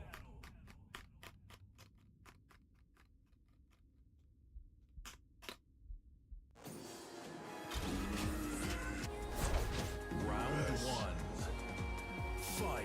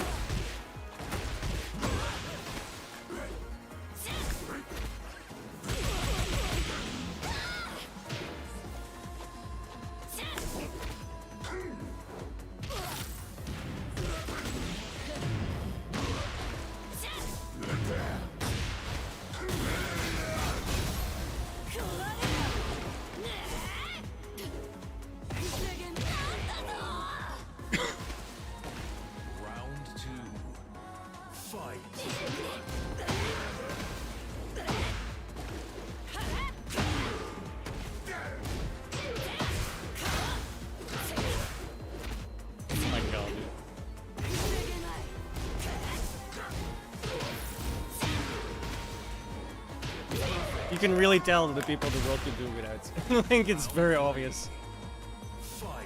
Character choice and playstyle.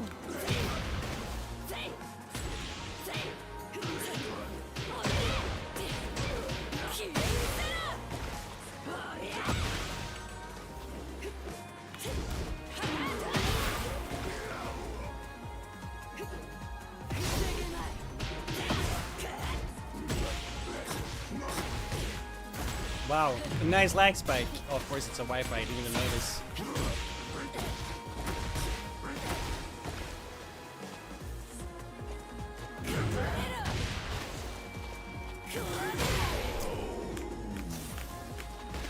Round 4. Fight.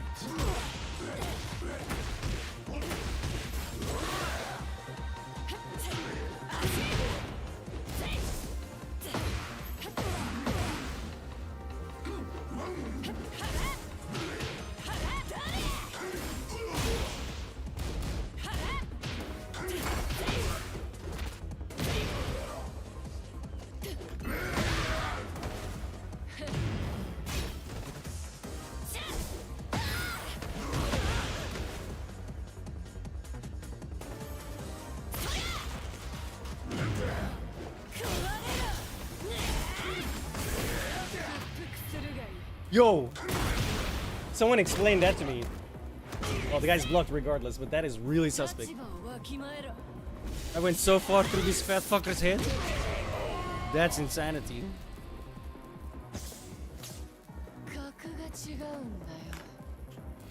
Oh, Wi-Fi piece of garbage, man. Why they accept this trash? And the console peasant on top of that shit. Wow, bro. Get ready for the next battle. I didn't even notice this guy was Wi-Fi. I would never have accepted it in the first place.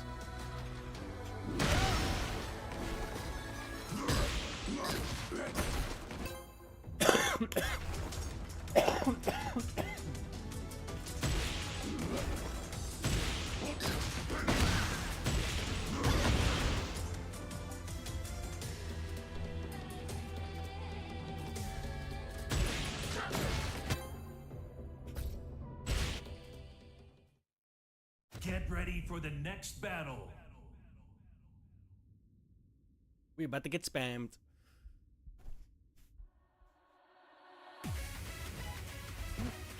Round 1.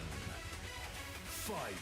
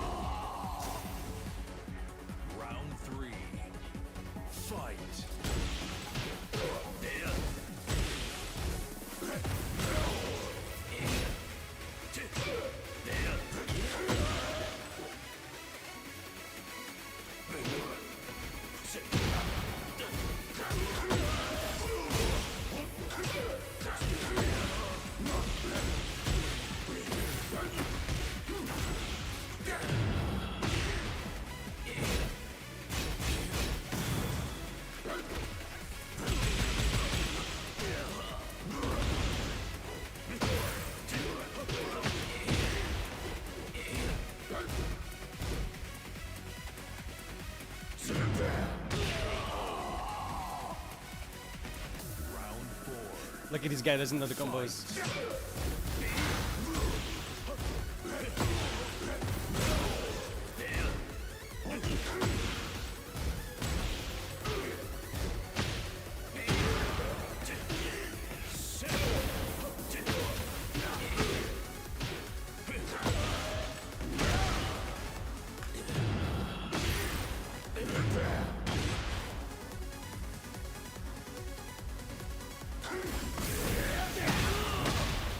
Dude, how does that not hit, man? It goes through these people's fat fucking heads, bro.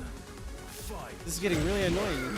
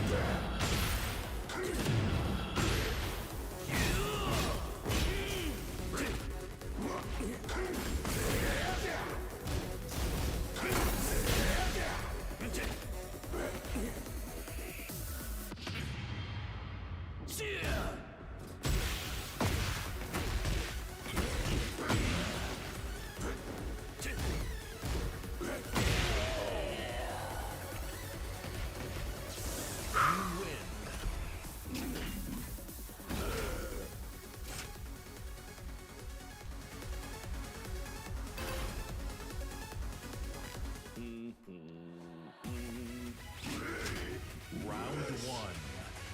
Fight.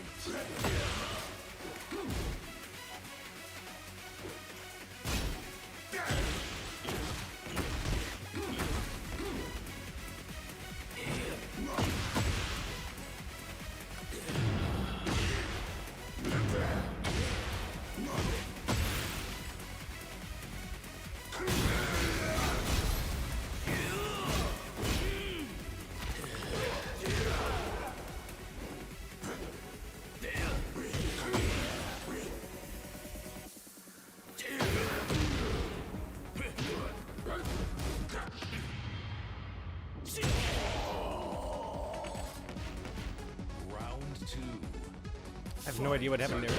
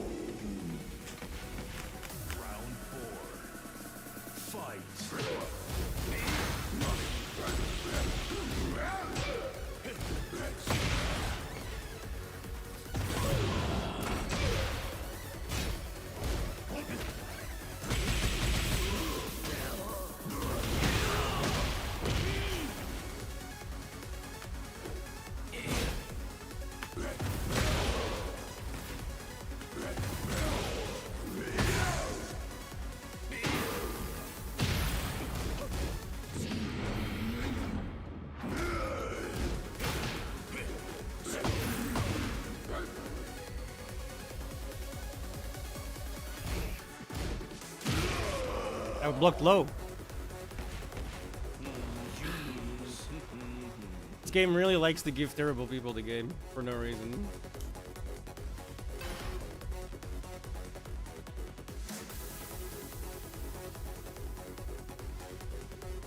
Oh, he's running. Yep. Plays the literal best character in the game. Runs away. That's kind of sad, bro. Another person, no parents, no manners.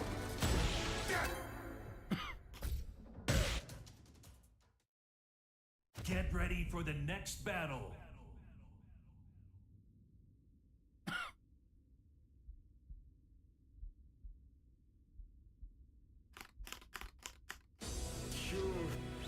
Round 1. Fight.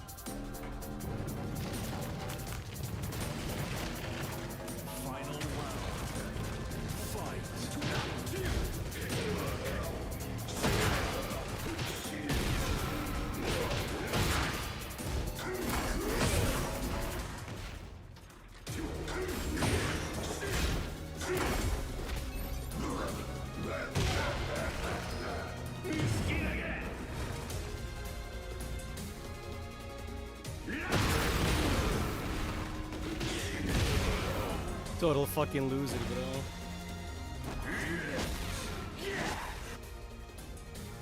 Everyone with no knowledge plays the same, man. It's so boring.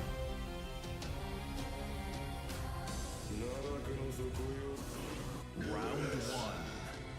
Fight.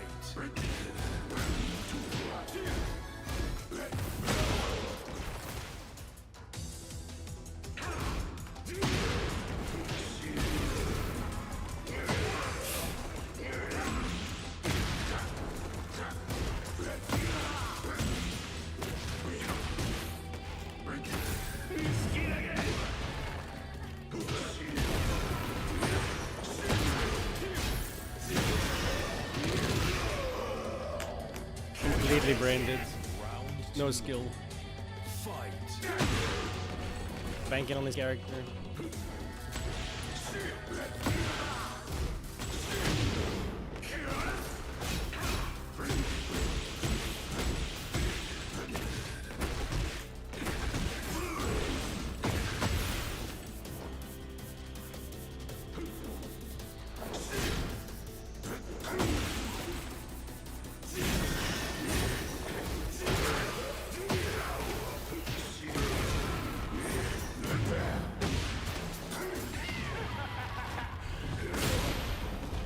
Brain did lose it.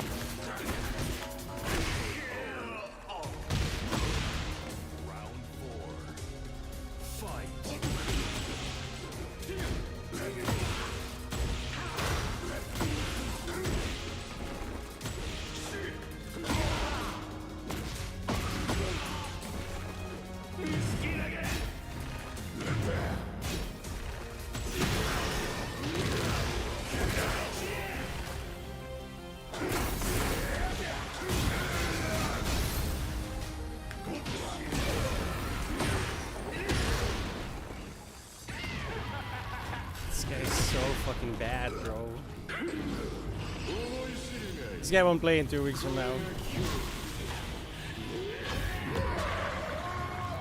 Guaranteed.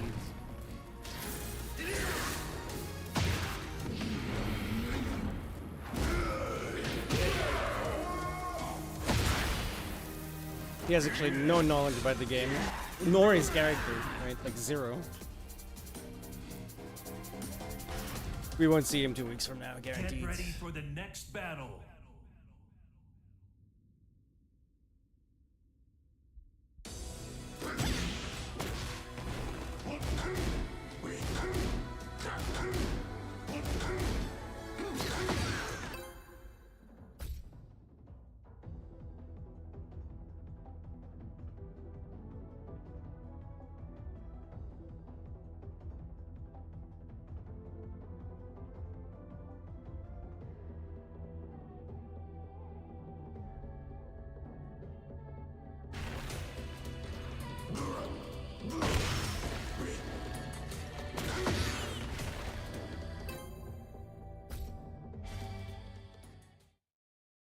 Get ready for the next battle.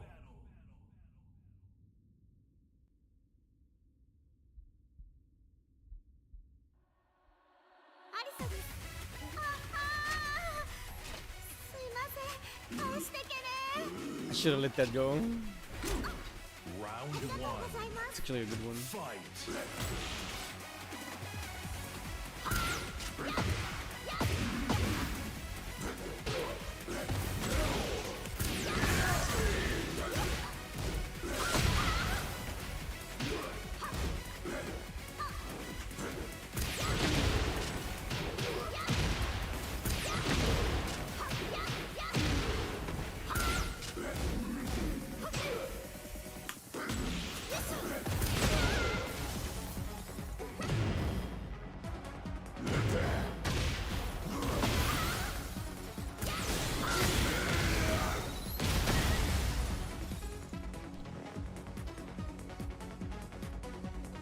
I mean,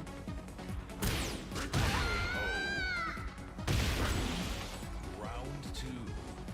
Fight.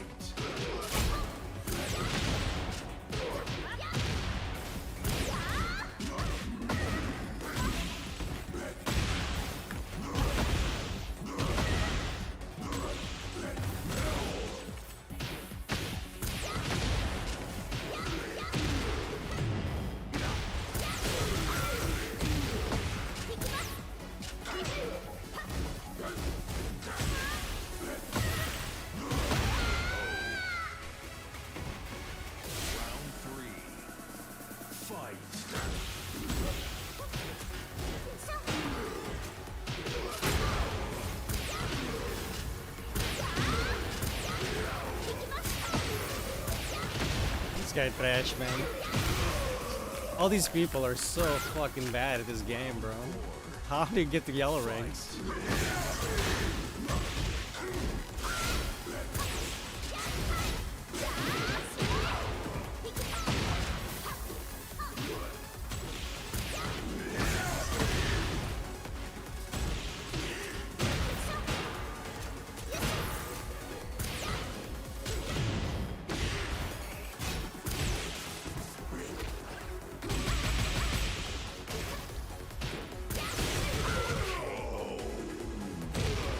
Such cringe gameplay. Fight.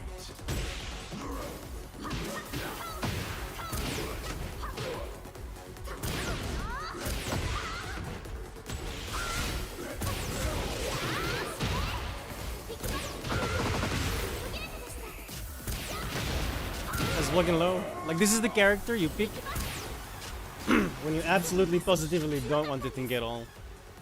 Like, there's no skill on this character. He's literally just pressing people's 4. That's all he's doing. It's working. Taken. よろしくお願いします。すいません。 No brain required. Round ありがとう one. ございます。 Fight.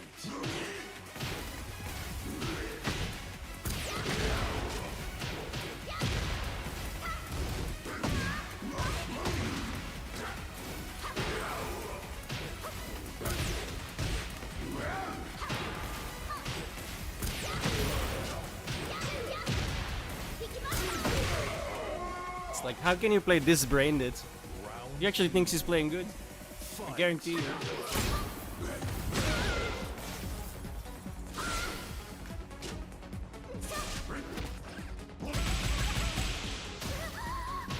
行きます。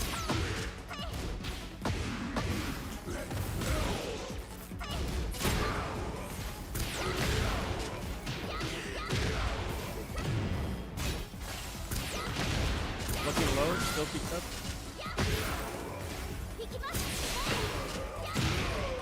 Look, this guy is terrible. He has no idea what he's doing. Fight. But his character is brain dead spammable.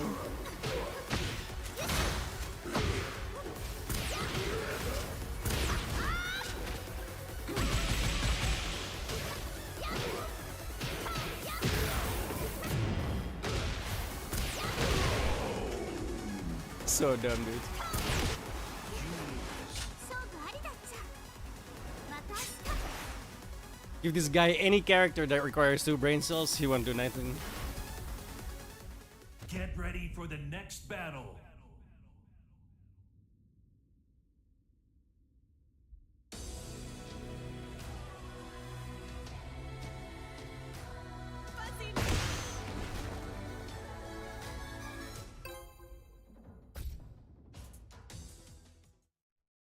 Get ready for the next battle.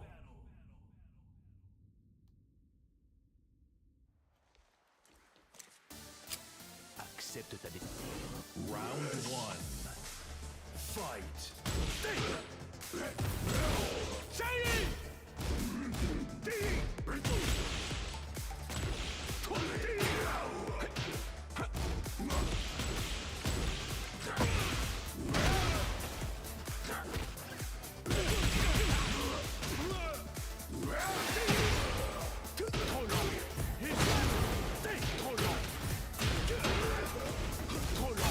My guy can pursue.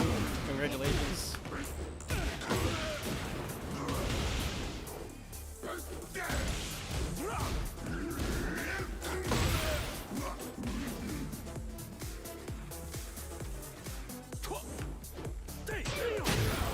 Je te tiens.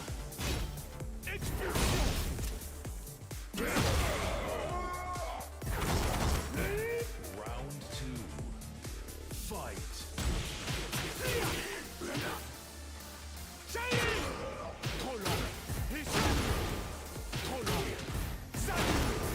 It's all 2. My man has been pressing a single button the whole match through. Fight.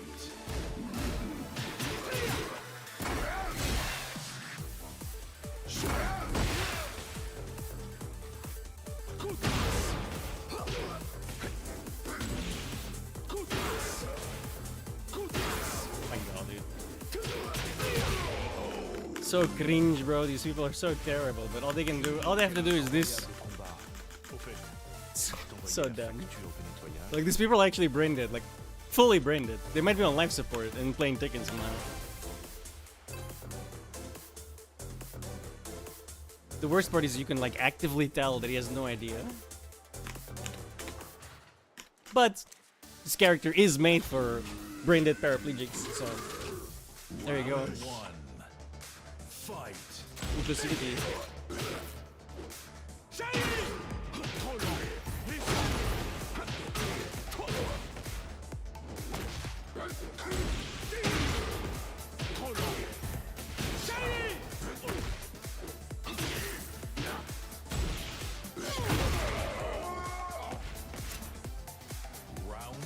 Brain dead loser. Plays brain dead loser character.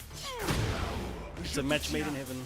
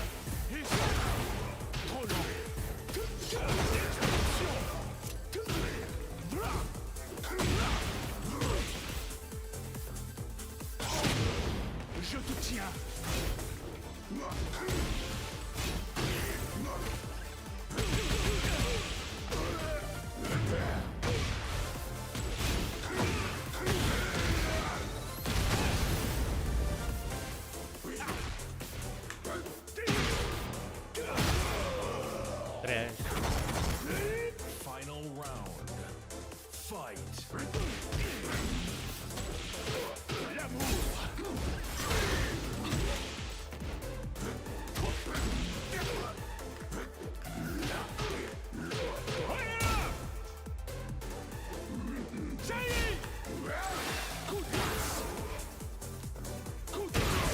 These people are so brain dead, man. Serait-il possible de réserver une table dans un 3 étoiles pour ce soir? Cuisine française, évidemment. I need a break from the paraplegic brain dead hospital patients. This guy knew nothing. He was pressing 2 the whole match. No attempt at a proper combo, no nothing. Just abused the easy mode character. It drives me nuts that I play against people that have no fucking clue what they're doing and have no intent to learn at all.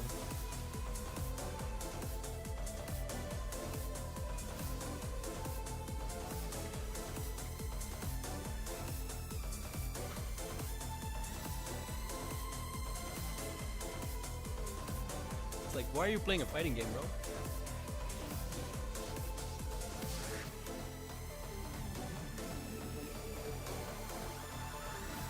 You want to turn your brain off? Just go watch Amaranth or something, you know?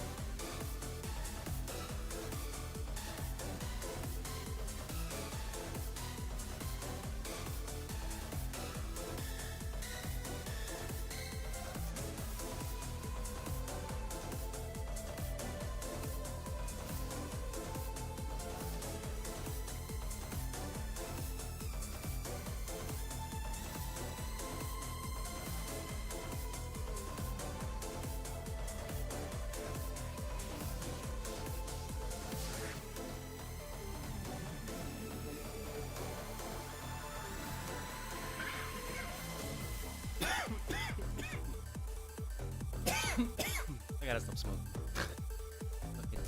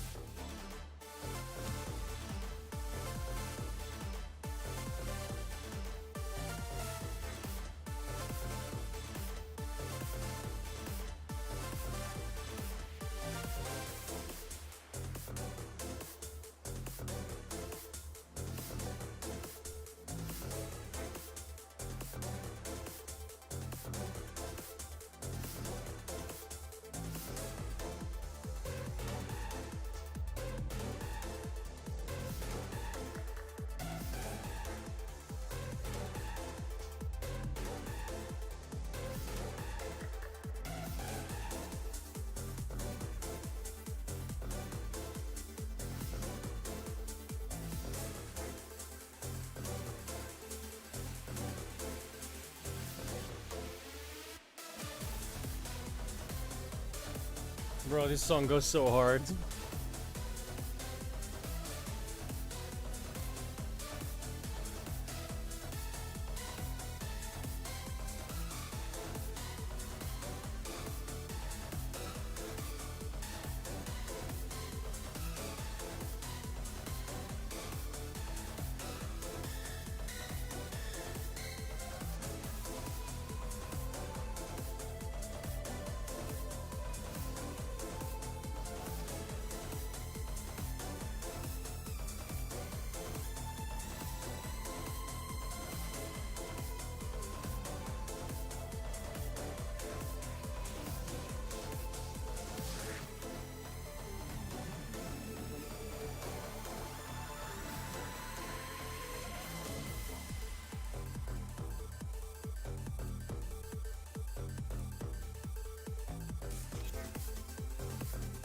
Oh.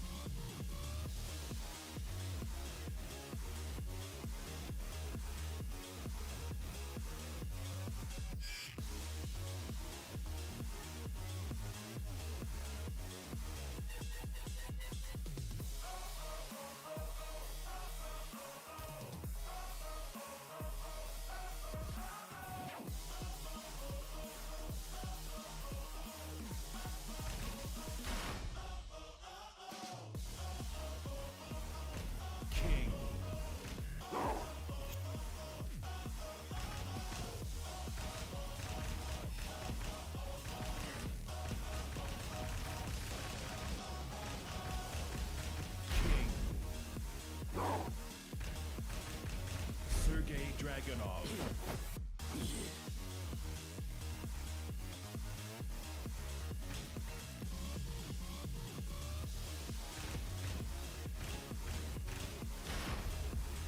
Get ready for the next battle.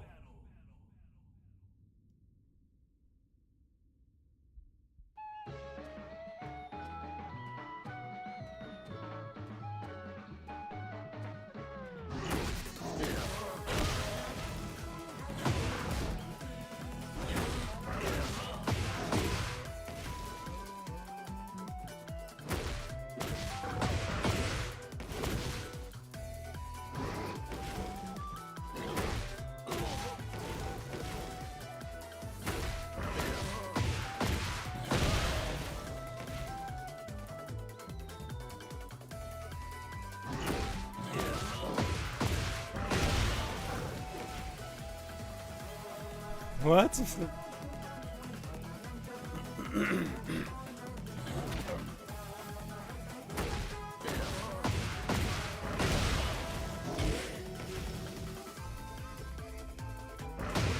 That's probably what I need, right?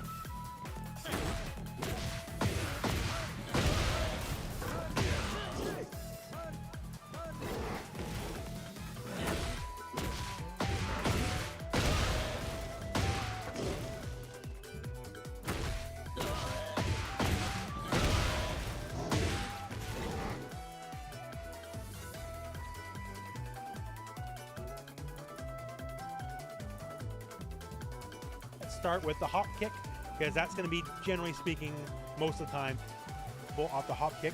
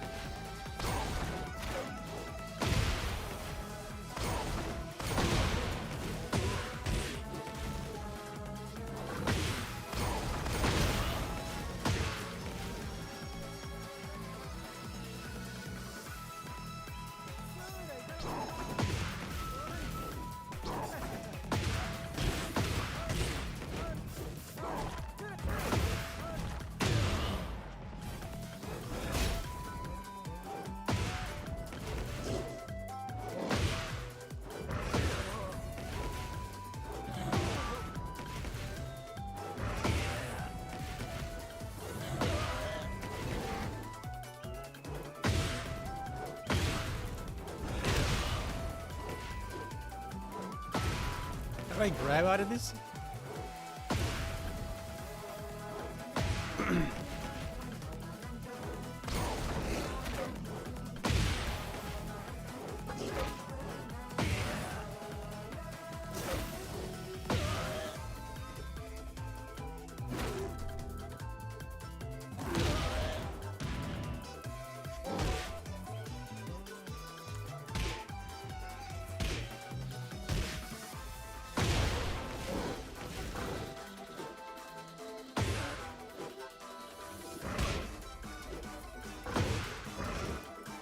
How'd I do that?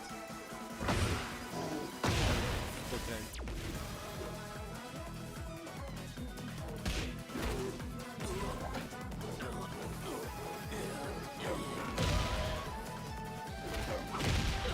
Yo, Mate, what's up?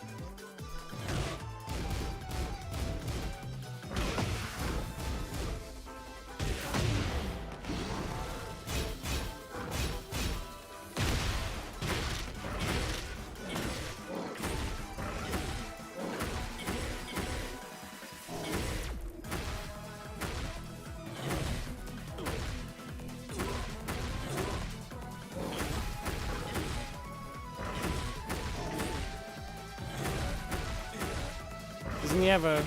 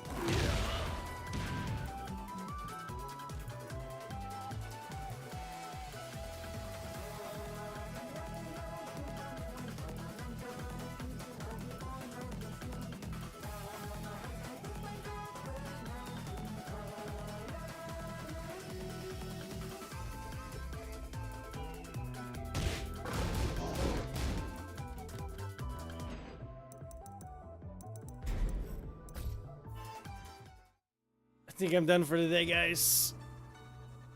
Oh, I streamed like 10 hours. Good enough.